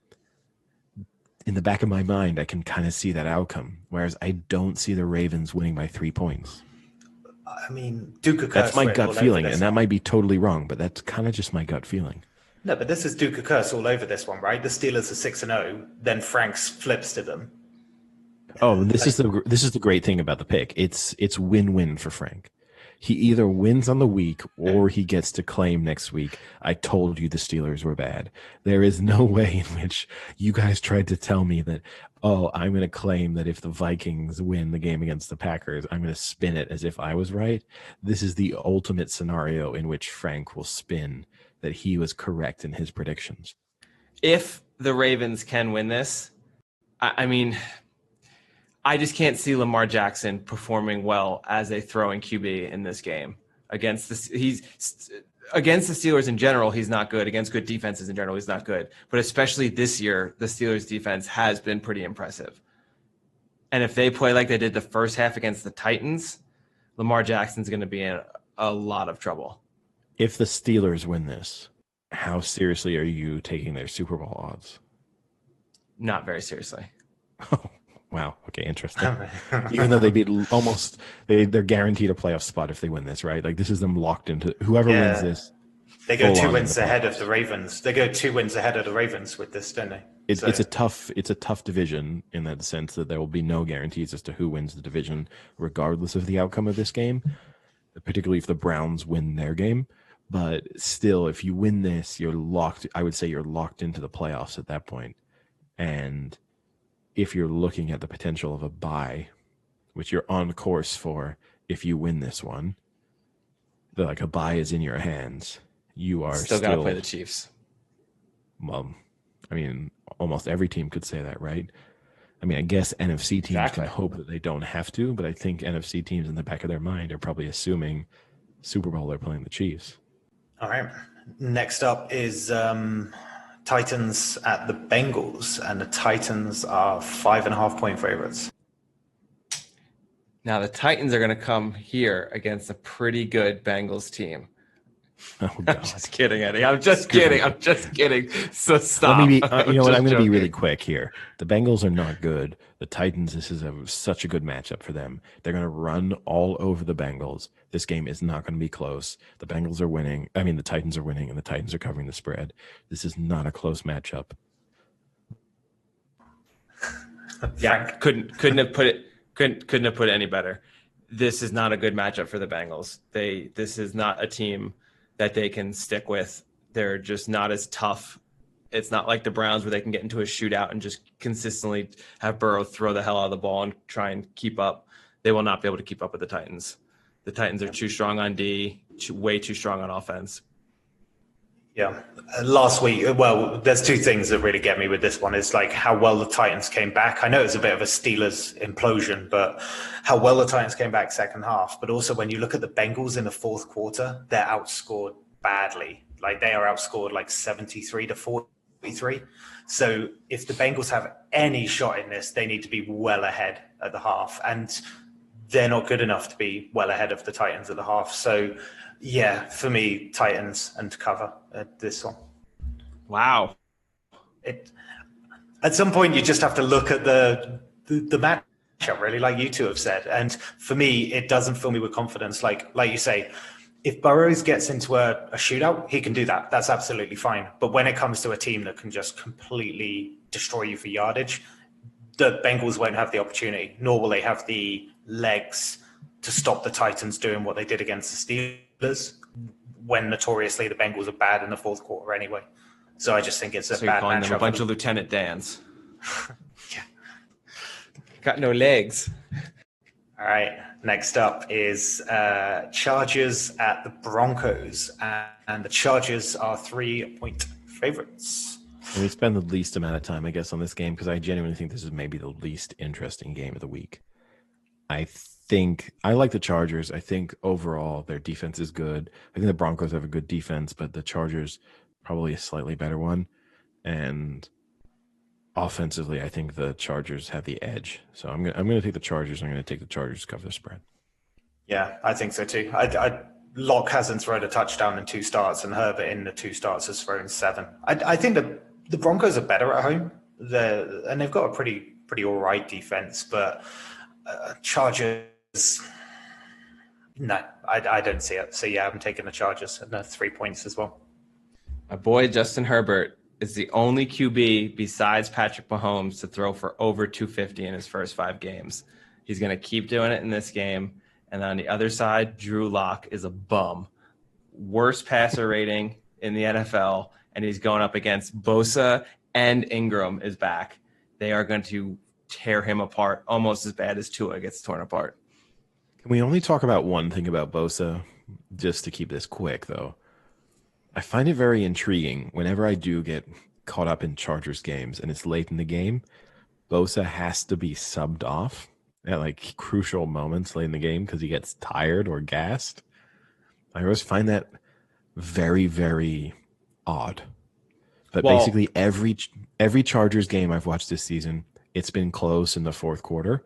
And every time there've been like crucial third downs or something, and Bosa has been off the field. Now, I'm not doubting, it's not skepticism as to how good he is. It's just a very bizarre thing to me. The thing that I find interesting about that, and you're right, I've actually noticed that too, that he does come off a lot as if he just doesn't have the gas, is the Bosas pride themselves on all of their training they do. And that was that big thing where Nick got hurt, right? Where like they talked all this shit up about how they have this like state of the art, cutting edge training program. And I'll never forget it because they were talking about how it really focuses in on your core and your posterior chain. And that's the key to your strength, is going from like inside out. And then Nick Bosa like blew out his oblique, which is like the core. Like the one thing that they say they pride and focus on was what he injured himself in. So it's along those same lines where they always constantly talk about all this great training they do. And then every time I see them, they're like gassed all the time. So I don't know what the hell this training is that they're doing. It obviously isn't working. Well, I will say this, not Nick Bosa. Yeah, because he's just always injured. He's not on the field ever. Always injured. He's not always injured. He has one severe injury. All right. We're getting there ready. One more game, all right? So next game is the... he keeps throwing in Niners just to try and get us to it. I know. When are we going to preview the Niners game? Yeah, he's like, can we stop talking? Yeah, these last 12 games have been pretty pointless. I've got nothing to say on them. The Patriots haven't been good since they traded Jimmy Garoppolo, who plays for. Okay, next week I'm going to do a Niners spin on every game. Oh, don't. It's not needed and it's not wanted. Saints are the Bears, and the Saints are 4.5 point favorites. I have to say, after watching Monday night, and this could just be a game where I'm so angry about the outcome, like Eddie said, of the Bears not being able to put up enough points to hit the over, that I'm just so mad, but I am licking my chops for this game. The Saints have low-key started to pick up. They're still not as good as I think they have been in the past years, but they're definitely winning games now. They're being more consistent, and I think the Bears are just on their straight downfall now. And this is a great matchup with only 4 points. I think that's a little ridiculous. Yeah, I couldn't agree more. The Saints, won the last 3, right? Just to be clear. Yeah, 4.5. They've won the last 3, right? I'll say I think that I agree with Frank. I think the Saints are picking up. I mean, one thing they got going for them, Emmanuel Sanders, ex-Niners wide receiver, having a really good season after he switched teams. So they, that's one thing that got on their side. But no, I think they're starting to look a little bit better. The Bears looked offensively so bad against the Rams. I mean, Frank, obviously, I was watching it with Frank. I had no really rooting interest in the game, but apart from the fact that I wanted Frank to get the over for his bet, and it never looked in play. It kind of came into play in the fourth quarter just through like weird circumstance, but fundamentally it never looked like it had a chance. Because the Rams didn't look that good, and the Bears defense actually is good, but the Bears just looked like they were going to struggle to get a single first down, let alone move down the field. So even though the Saints defense is clearly not comparable with what the Bears have, you just have to assume that if the Saints can score 24 to 30 points in this game, then this one is a clear Saints win, and they're going to cover the spread. Eddie, it's time.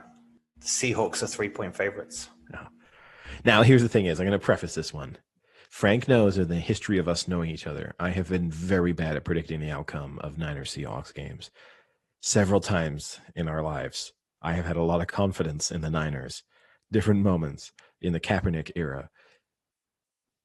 Not really since then, but in the Kaepernick era, I have liked the Niners against the Seahawks. And time and time again, they've let me down. They've let me down in the playoffs. They've let me down in the regular season in crucial December divisional matchups. They've done everything they can do to let me down.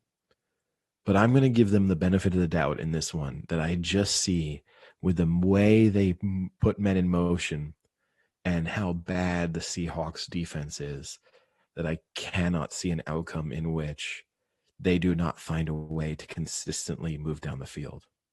And then when I throw in the fact that I think that they're going to be able to get some pressure on Wilson, that is going to stifle the Seahawks offense slightly. Not completely. He's obviously still going to wriggle his way out of pressure at times, and there's going to be those really frustrating moments where you think you have him sacked, and then all of a sudden he's kind of like escaped pressure, he's out of the pocket, and he throws for a 40-yard completion. That's just the nature of playing against Russell Wilson. But I do think that overall this is a really good matchup for the Niners. So I'm going to take the Niners to win. I'm taking the Niners with the points. San Fran just doesn't have that firepower. I don't think they're going to take advantage. And I think in a shootout, I'm going to take the Seahawks over the Niners.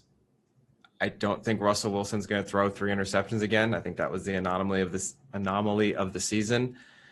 And I think the Seahawks should have beaten the Cardinals, and the Cardinals already beat the Niners.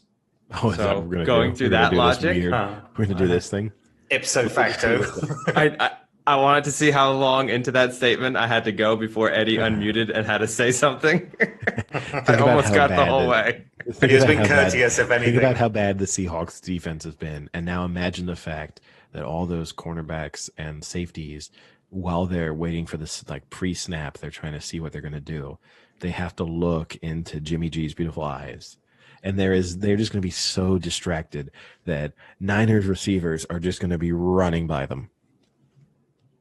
You have the deep threat king in Russell Wilson versus the game manager in Alex Smith / Jimmy G.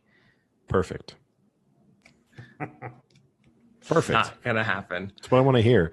I want to hear all Seahawks. about the Niners 8-minute drives and then Russell Wilson 3 and outing consistently. And then Russell Wilson dropping dimes into Lockett 60 yards downfield. I want to hear about how DK Metcalf gets just put in the pocket of the Niners corners. Let's not forget, at the back end of last season, the Seahawks had a crucial goal line got just completely held up by the Niners defense. Final throw of the game, goal line stand, went to DK Metcalf. Perfect coverage by the Niners secondary. It's going to happen again. This is a complete toss-up for me. I've got no. I like the stat that the Seahawks' last 5 games have all been within 1 score, so I don't think there's any doubt that the game will be close. But if Wilson doesn't play flawlessly, there's a very real chance they lose, and that's exactly why they lost to the Cardinals, in my opinion. I do like backing a team to come off a loss, though, like same with Green Bay.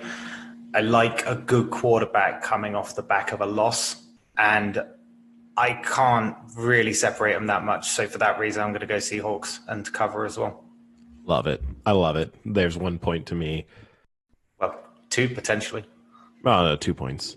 I just love it to see the moments when I separate myself from you guys, and this is a clear one. We've agreed on quite a lot. Definitely, we've straight up we've agreed, and we've actually agreed on almost all of the games so far. We've had very few disagreements. So this is one where I'm just like, easy. This is where I continue to put myself further ahead.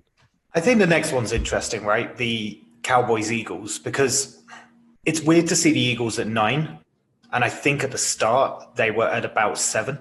So this is going full Eagles. I'm just not sure about that spread, but the Cowboys are a dumpster fire. Yeah, did you see what's been happening? The Cowboys are just unloading people right now. Yeah, they're trading people away. So just out of interest, day or two, they're literally just out of interest, Frank, can you remind us who the Cowboys quarterback is? Benuccio. No, Sam, I said Frank. Come on. I was gonna say Danucci. Is it Danucci or Donacci? It's Danucci. I just wanted to hear. I wanted to hear him make his pick when he couldn't even convincingly name the quarterback. I'm not taking the Cowboys. No, I know you're not. I know. And here's the thing: is right. I officially retired my take that the Cowboys were good. I'm sticking to it. I'm taking the Eagles. I'm taking the Eagles to cover this spread. Yeah, the 9's a bit scary, but to be fair, like Wentz and the Eagles actually look a little bit better over the past 3 games. So when you're taking them against a team that basically doesn't exist at the moment, the 9 isn't that bad. So I think I'm the same. Yeah, I'm gonna go Eagles, both spread and to win. Not a very glorious game to watch though. No, it will be pretty painful. But last game, Bucks at the Giants, and the Giants are 12-point favorites. Of course they're not. The Bucks are 12-point favorites. See, now I don't have spreads on this, and supposedly I read somewhere that the Giants have some COVID issue. So potentially, the issue is that several of the team were filmed potentially violating league protocols by not wearing masks. So this is the issue. So I suppose that there is a possibility here that they are fearful of the fact that there might be COVID issues, but there is a spread now. I did find one, which is the 12 points. I think you have to obviously like the Bucks to win. They're significantly better. They seem to be kind of rolling.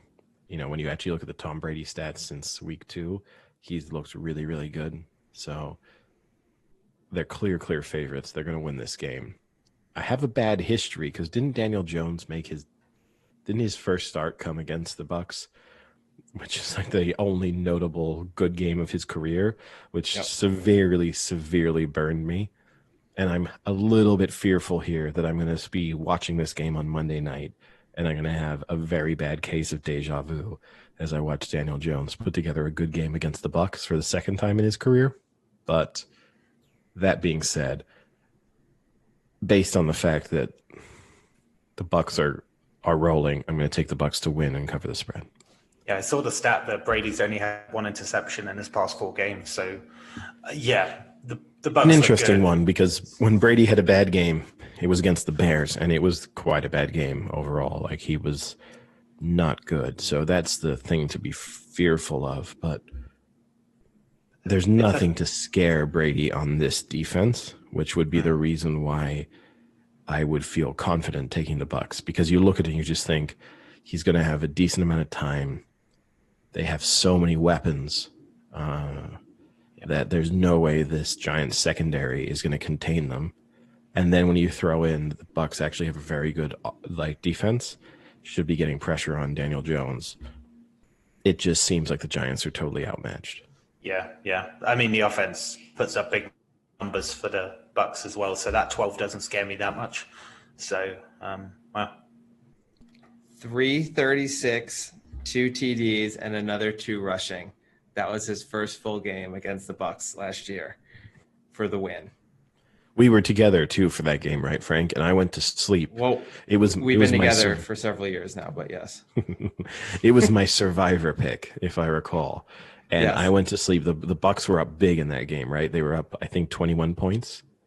And I went to sleep safely thinking that my survivor pick was safe. And then I woke up kind of like in the middle of the night to you kind of being semi-happy, semi-unhappy about the fact that separate beds.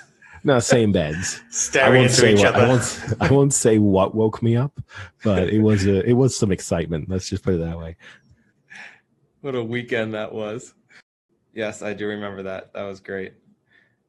but also shitty for you because that was your survivor pick down. Oh yeah, and it was week 2, I think, or week 2 or week 3. It was just done almost immediately. Saddest way to lose in a survivor. So, a few things here is I'm not as worried about Daniel Jones as I am against Tom Brady facing the Giants. We all know that history, and this will be. I don't care whether the Patriots are good because of Belichick or because of Brady. I want to know if the Giants own the Patriots or if they own Tom Brady. And this will be a good test to find out which one it is. Yeah, you're right there. Interesting one. To see if it transfers. It'll be interesting. But that there's no Eli to burst that bubble with those crazy passes. So I don't know if Daniel Jones can play the anti-villain of Eli Manning and beat Tom Brady. But the other thing I will say is this is now Brady's spotlight game where he's getting hot.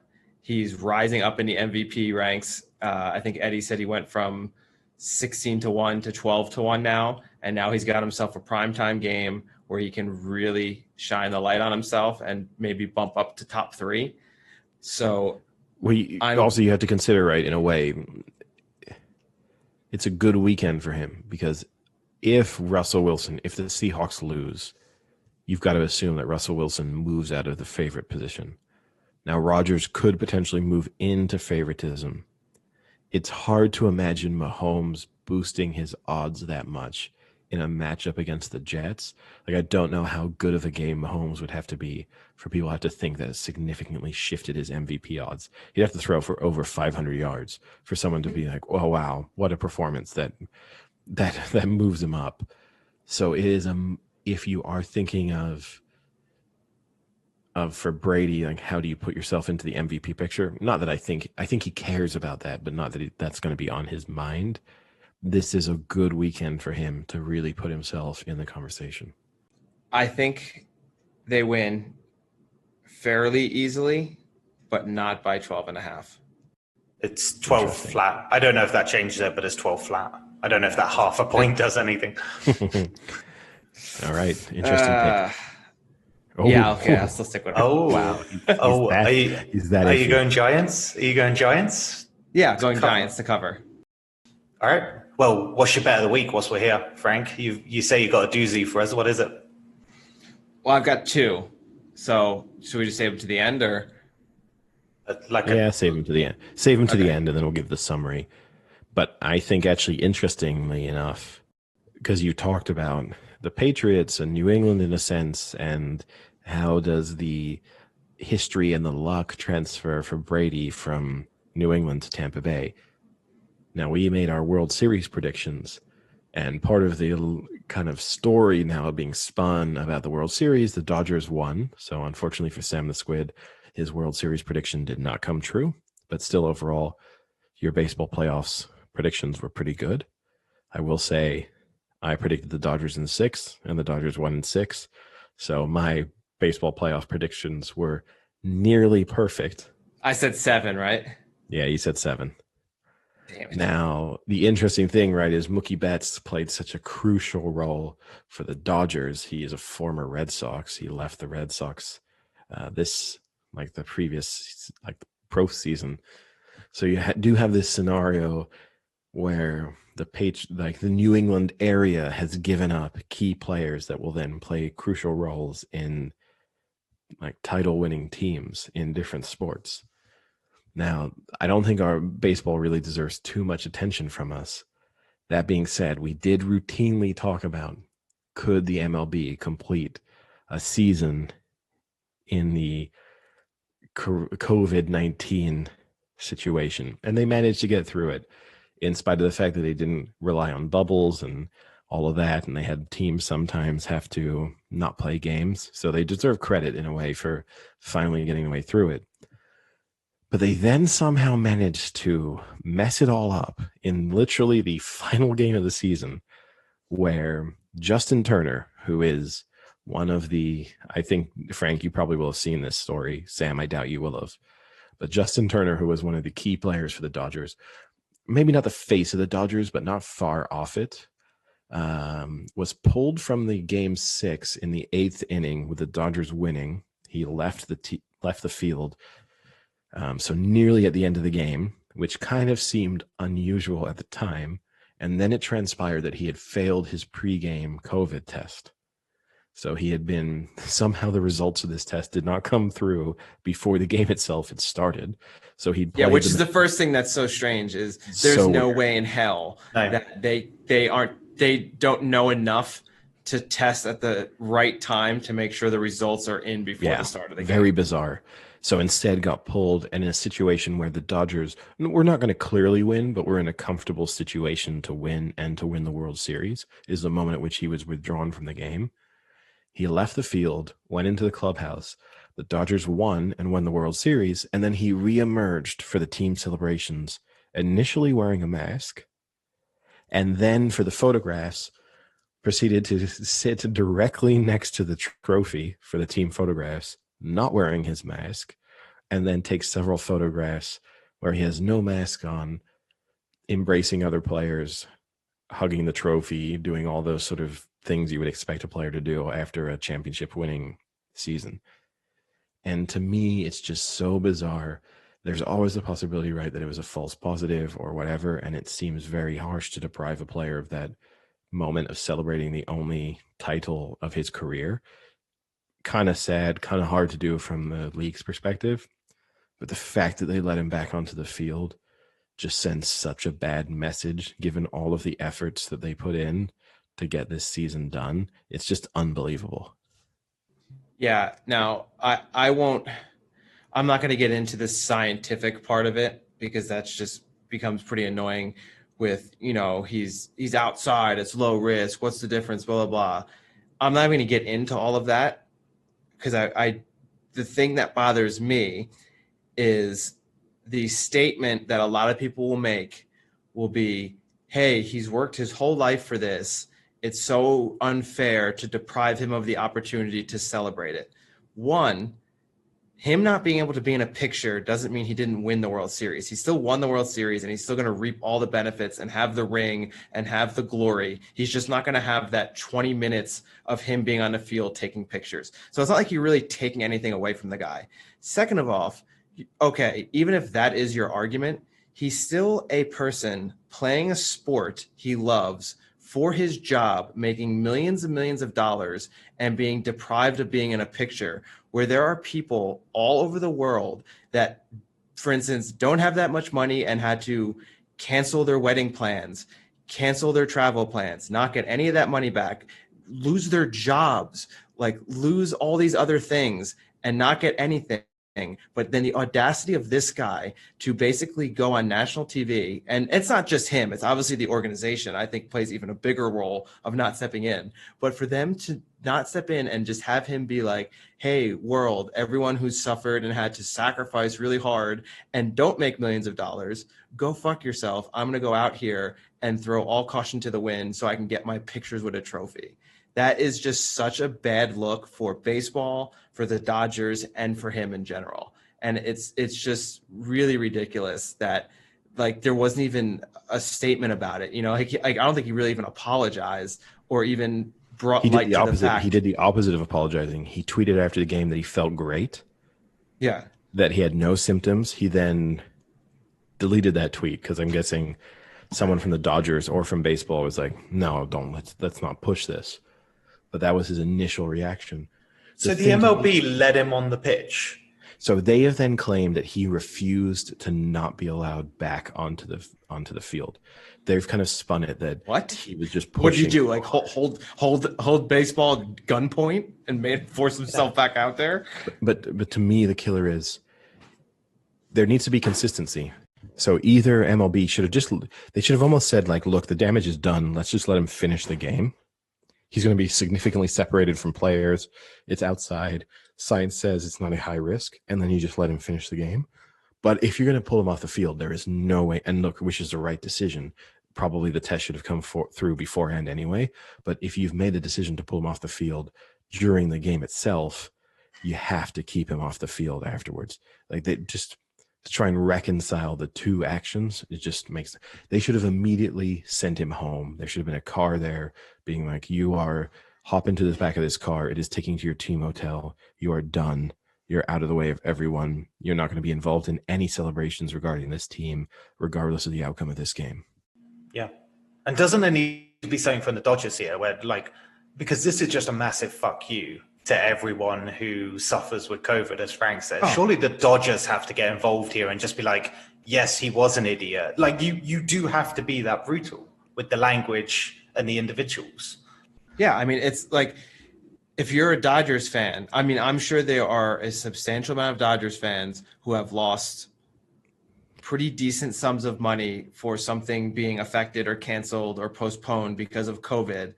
And then the Dodgers are going to win a World Series and turn around and ask them to pay $35 for a World Series hat, while when they won, they threw that same hat on a guy who tested positive and threw him out on the field and said, we don't really give a shit about the COVID rules.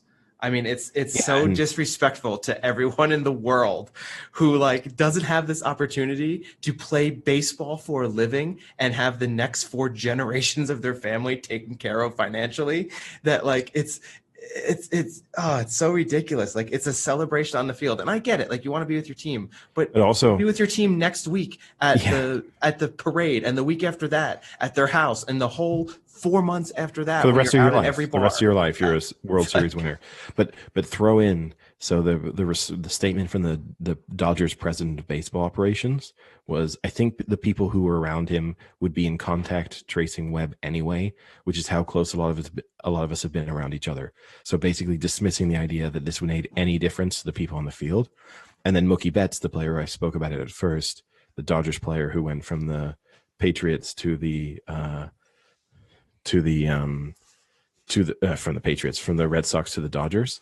His comment was, he's part of our team. Forget all that. He's part of our team. We're not excluding him from anything. Then why go through all this? Another great athlete quote. Why go through all this rigmarole of trying to get the season underway? Just don't test anyone. Just play the games and assume, look, you guys, you're all teammates. If one of you dies, one of you dies. Just go the Kirk Cousins route. Yeah. But that's what I don't get about it, right? You know, these people, they say that with the mentality because they probably just think in some way that it's not going to happen to them. But they're the ones that will go home, they'll give it to their wife gets seriously ill. And then all of a sudden, they're not going to be screaming that same thing, are they? Like, I just think. But also, let's be serious. The players themselves, they're all under 40 years old, in very good shape. The risks posed to them are fairly limited. Even if you had players like Freeman on the Braves, who had it in the offseason and claimed that he felt like he was going to die and that he was praying at night not to die. So you do have a history of Major League Baseball players suffering as a result of the virus, but fundamentally most of them are in pretty good shape. They'll probably be okay.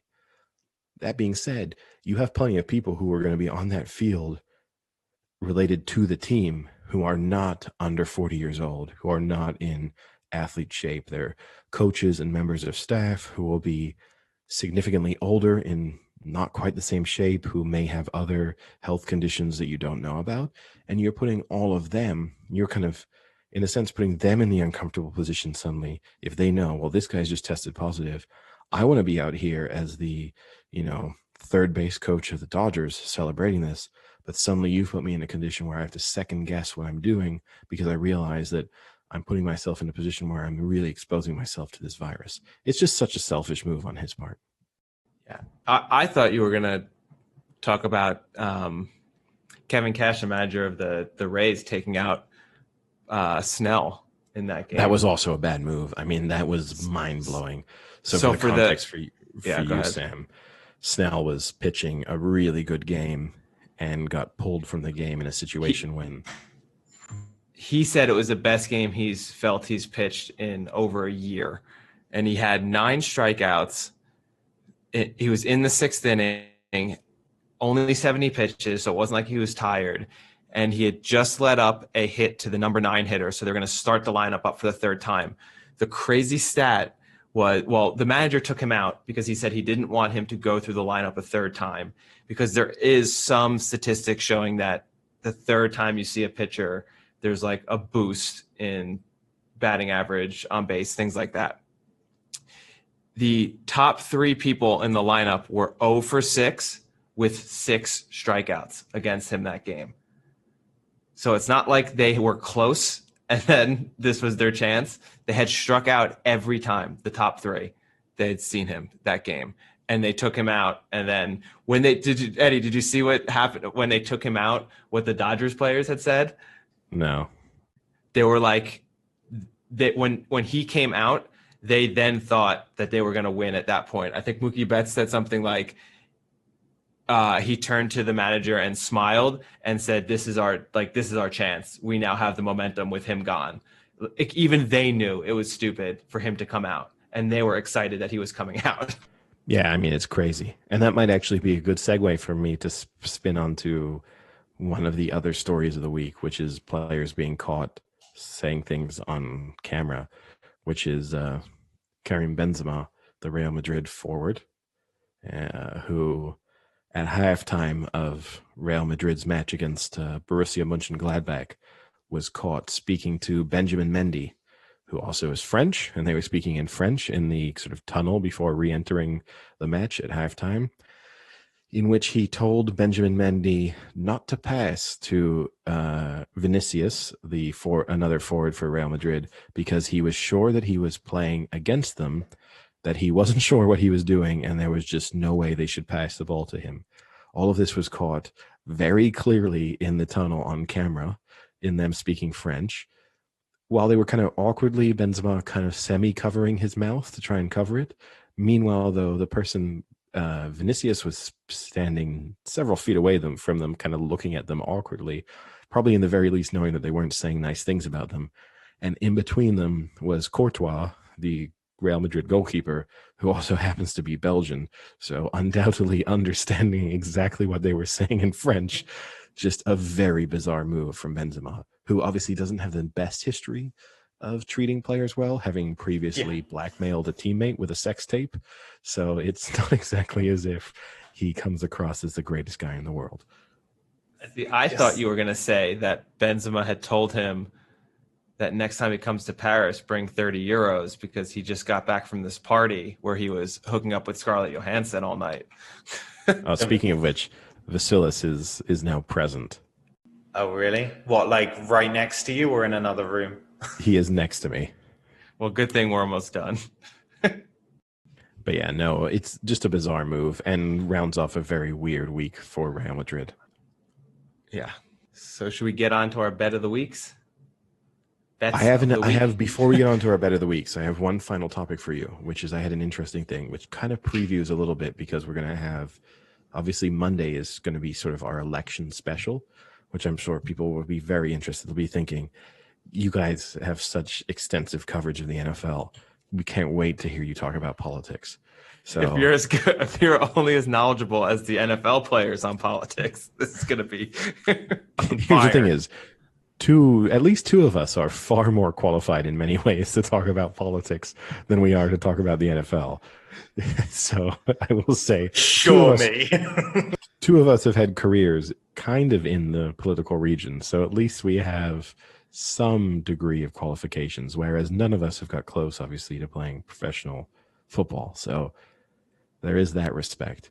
Well, you got close to the Niners quarterback a few weeks ago, didn't you? I was close. Unfortunately, Jimmy G just recovered. I was so close. But no, an interesting story that came out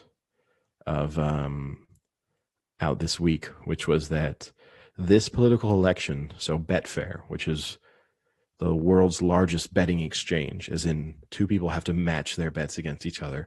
Someone offers the odds up and another individual takes them or matches them, is the nature of the way it works. They release their top 5 races. So like be your own bookie. Exactly. Right? Yeah. Exactly. And they just take a cut, basically. So they released their top 5 races in history in terms of the largest markets on the races that they had offered. Kind of interesting list of races, all Royal Ascot or Cheltenham related, basically. And one Grand National, I think, or maybe 2 Grand Nationals. The biggest race was the race when Black Caviar came from Australia to race in England. Yeah. That being said, what they did reveal as part of this data was that this current election is on course to be their biggest event in history. They are expecting 500 million pounds to be exchanged in betting on this election alone. It is already at, I think, 250 million pounds. So the way they explained that was, this is more than the last year's Super Bowl, the last World Cup final, the last Grand National, and the last Cheltenham Gold Cup combined for them. Wow. Did they give any split as to where the money is? Like, is it all European based, or it's mostly in people's bank accounts? Thanks. Because I thought people were just like shoving money into CD drives on their computers. Just kind no, of they like didn't. They didn't say. They didn't say either which way the money was going. They didn't say if it was pro Biden or pro Trump, and they didn't say where it was coming from, as in which country of origin. Because obviously, Betfair is an international bookmaker. They didn't say any of that information. But I did think it was very interesting to know that basically this election is clearly going to be the biggest event in their 20-year history. Does that have anything to do with the US? Because this is the first time that the US would have opened up to any sort of relaxed levels of gambling. Would that be anything to do with it?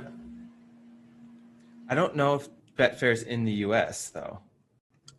So Betfair is not active in the US, right? I mean, they're part of a larger bookmaker group that is. It seems like something way too complicated for Americans to understand betting wise. Yeah, no, the nature that nature of betting has yet to make its way to the US. The idea the exchanging. The idea that someone is like the idea that I'm going online and offering up, I'm taking the Chiefs minus 15 and I'll offer, 5-1 odds. Who wants it? And if someone snaps it up, well, then I'm responsible for it. I have to have the money in my account to take it. That level of betting has not made its way to the U.S. yet. I'm sure it will.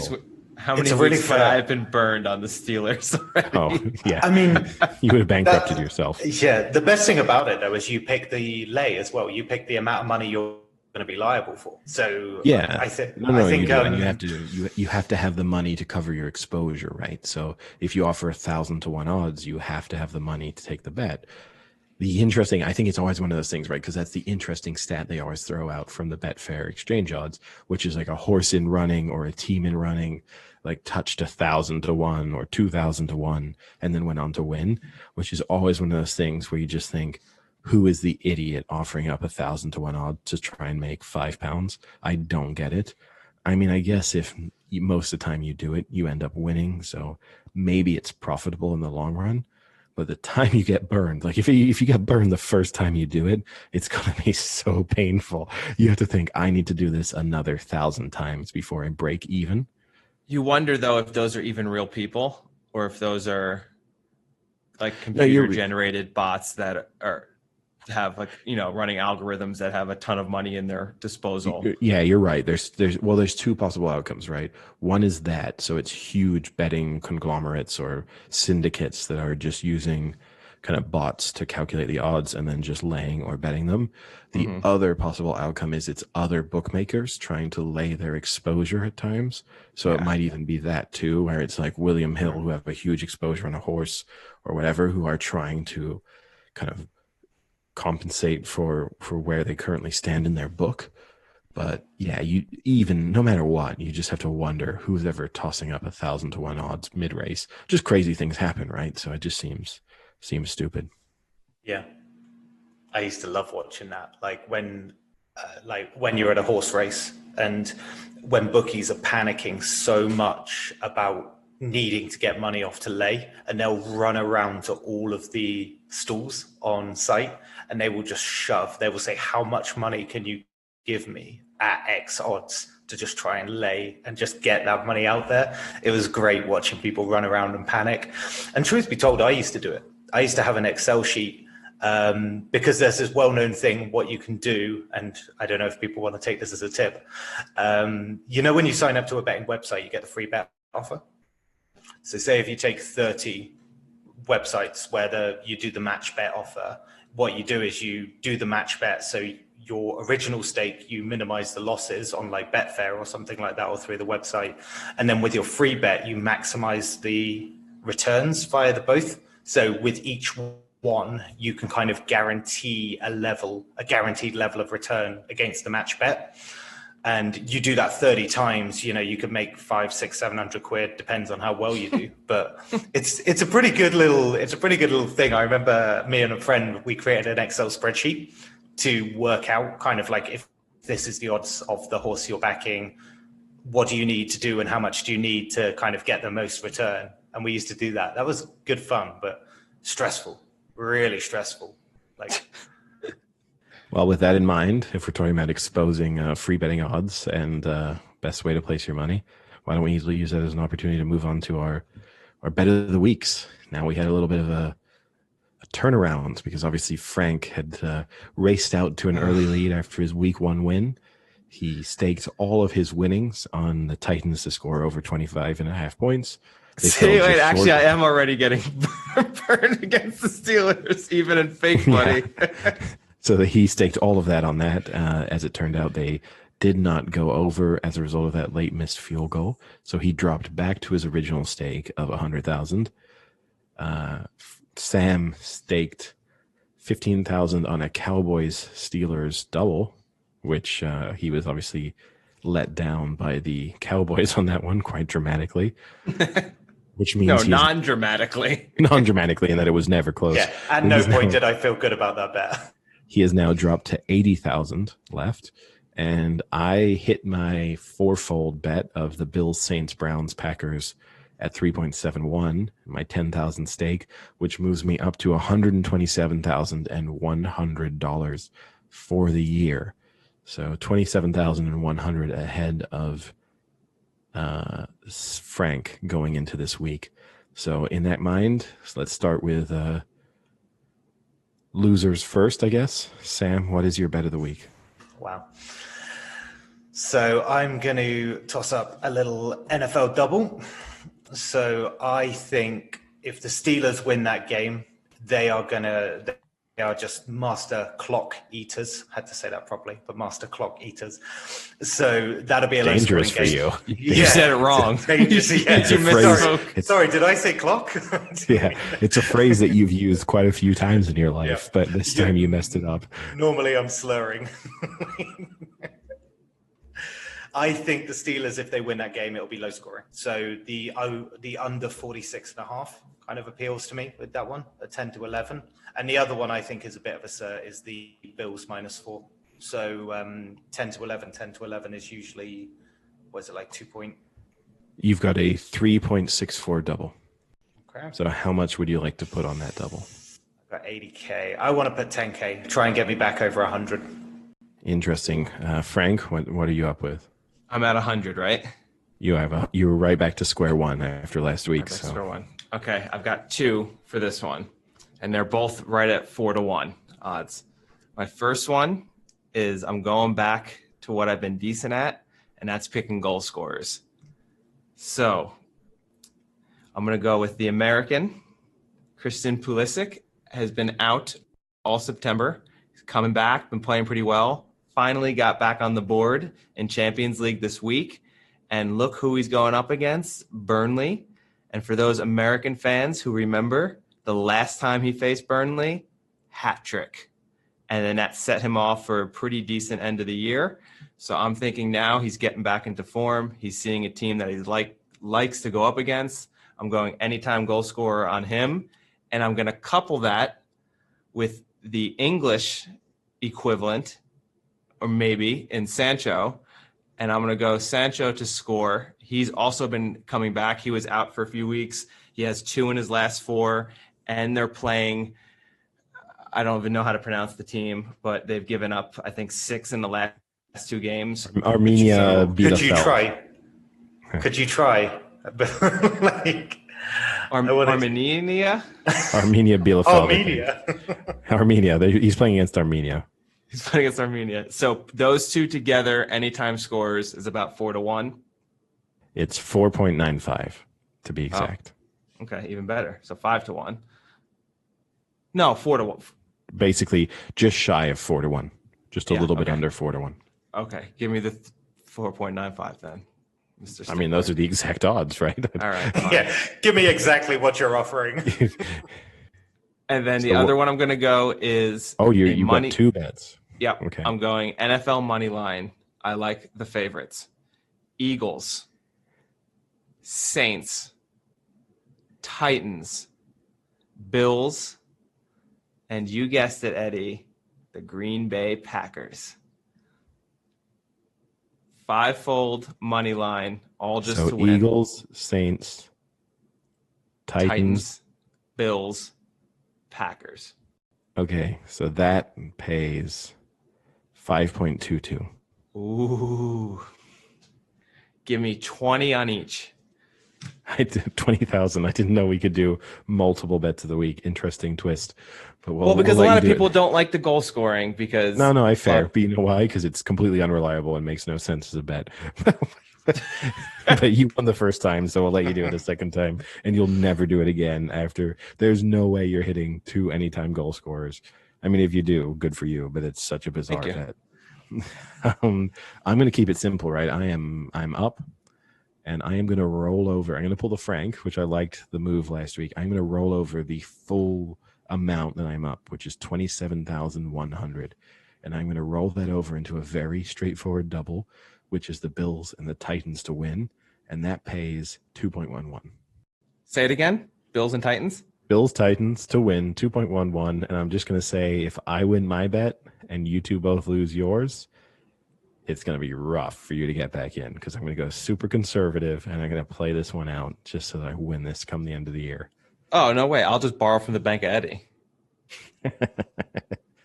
How negative are we going to allow each other to go? Well, Frank's negative 15 million. He'll just suddenly be like, well, I'm going to roll 35 million onto this single. We'll see how it goes. Christian Pulisic to score 7 goals in this match. As long as he does that, I'm way up. But all right, I guess the only final thing that we kind of said that we would discuss ahead of the weekend, obviously the Six Nations. It has its Super Saturday coming up. Probably more likely to get decent predictions from Sam on this one, but going into the final weekend, there are 4 teams that could potentially win the Six Nations title, which are England, France, Ireland, and Wales, depending on sort of potential outcomes of all of those matches. You have Wales against Scotland. Wales are 6-point favorites. So for anyone who doesn't know, same scoring in a way to American football in the sense that you get 7 points for a converted try in the same way that you get 7 points for a touchdown with the point after. The difference being that you only get 5 points for the try itself in the way that you would get 6 points for the touchdown. And then you get 2 points for the conversion versus the 1 point for the sort of extra point. So you've got Wales kicking it off first, who are 6-point favorites to Scotland. You have England, who are 32-point favorites against Italy.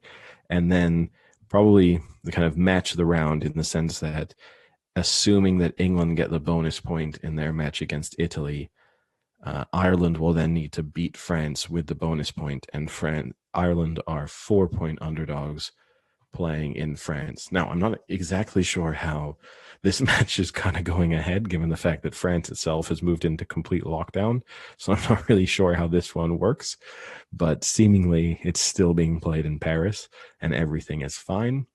And so Sam, who's your money on? You can currently get Ireland to win the Six Nations at 3-1. You can get England to win the Six Nations at 1-3. So basically, it's just 100% booked between those two. It's just that weird anomaly that like Scotland can win it. Like I can't remember the last time I have gone into a final round of games in the Six Nations. I don't think I've ever seen it actually, and Scotland have been in with a shot. Well, I just think it's very unusual to have 4 teams in with a chance of winning going into the final set of matches. That alone, usually it's decided by this point, but if not, you have maybe 2 teams competing for it. I don't think I've ever seen 4 teams having a chance. Now, not to say they have a realistic chance, because the sequence of events that they need for some of them to win are very unlikely, but fundamentally it's between the 2. So are you backing England to get the job done and Ireland to sort of not slip up, but not do what they need to do? Basically. Yeah, or are you thinking that Ireland will get their job done? I mean, the scenario is right that England win, they get the bonus point. Ireland win, but they still need a bonus point win, don't they? If England get the bonus point win. Yes. Is that how it is? Yeah. And 100%. that's the part I don't see. I just don't. The only reservation I have about England is that this is their first competitive game since the last Six Nations game, because the Barbarians warm-up that they were meant to have was called off because of, what was it, like 13 players from the Barbarians tested positive because they all just ignored all the rules, basically, and then it just became like rampant through them. So the only thing they went to a pub, they went out to dinner, they literally didn't care about social distancing. No, it's hilarious. But the problem for England there is, even though it's Italy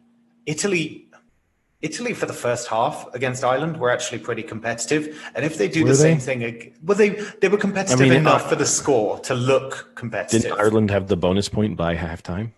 Because for context for people, to get the bonus point, you need 4 tries, regardless of the outcome. I don't think Ireland had 28 points at halftime, I think. Either way, when Italy scored that kind of intercepted try, then Ireland raced away in the last 20 minutes or so. But the point is that if Italy can somehow just restrict England at the start, and it's one of those kind of cobweb things that England have at the moment, I don't doubt England will win. I don't doubt England will get 4 tries and they'll get the bonus point. That's the bonus point. Yeah, I don't doubt they'll do it. It's just that kind of worry if you were looking at that spread. But the thing is, I think the France spread's huge. will win. I think 32 points is I don't know if I would be super confident betting on England to win by more than 32 points. I will say I have historically, and this is only 1 to 10, but if I was to throw it into my weekend accumulators, which I undoubtedly will be doing, the bet I always love against Italy in the Six Nations is the halftime full-time result from the other team, which I think significantly shortens the odds, but almost always wins. It is very rare for Italy to be competitive to the extent that they are winning or tying at halftime. You almost, even if they're close, they're usually 3 or 7 points down. So I like the England halftime full-time as the bet there in that match. Yeah, I actually think that France. Did you say they're 4-point favorites? France are 4-point favorites, yeah. So obviously, I think France are winning that game anyway, to be honest. For Ireland to win the Six Nations, they need to beat France and they need to score 4 or more tries. That is the outcome for them to win. I don't see it. I see France winning the game. So it's kind of like a moot point that. So I think England will win the Six Nations, but I don't know what you think. But I have a sneaking suspicion that France will do what they have a tendency to do, which is, having played well against England, will be awful against a team that England needs them to play well against. And so I have a feeling that Ireland will win this with a bonus point. Now, I think Ireland will beat France. I am just not certain about the 4 tries aspect, just because, that you never know how that's going to work out. So I wouldn't be super confident betting on Ireland to win the Six Nations. I think there probably is value in there at 3 to 1. There's definitely not value in England at 1 to 3. I will say that. So I kind of sitting on the fence with what I've said so far, but I expect Ireland to beat France. I'll say that much. After that, who knows? Yeah, I think. I mean, let's be honest. England are in the driving seat, even though they're not top of the assuming table at the moment. Assuming they will get the job done against Italy, then they fully are in the driving seat. Yeah, we always seem to have COVID spikes. Frank, I guess you don't have real in-depth views on. Although you're going to have to study up, right? Because we might have a little bit more of a rugby coverage in the future. So I mean, I have no issue. I love watching rugby.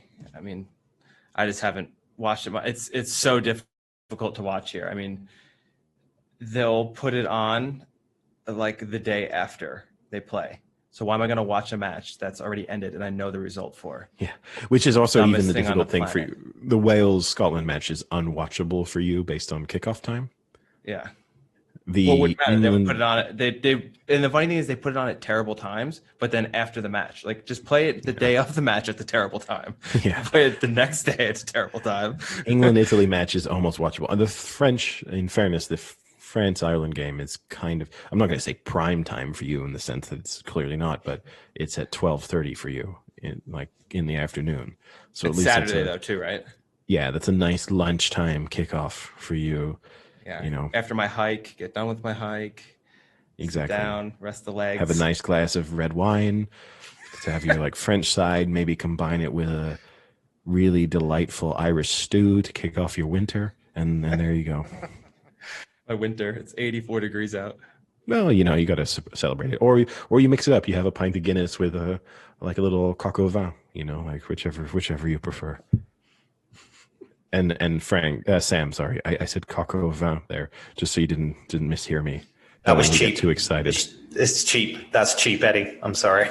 So real quick, when we speak of our bets of the week and how last week I had the Titans and they had the field goal to give me the over and missed it.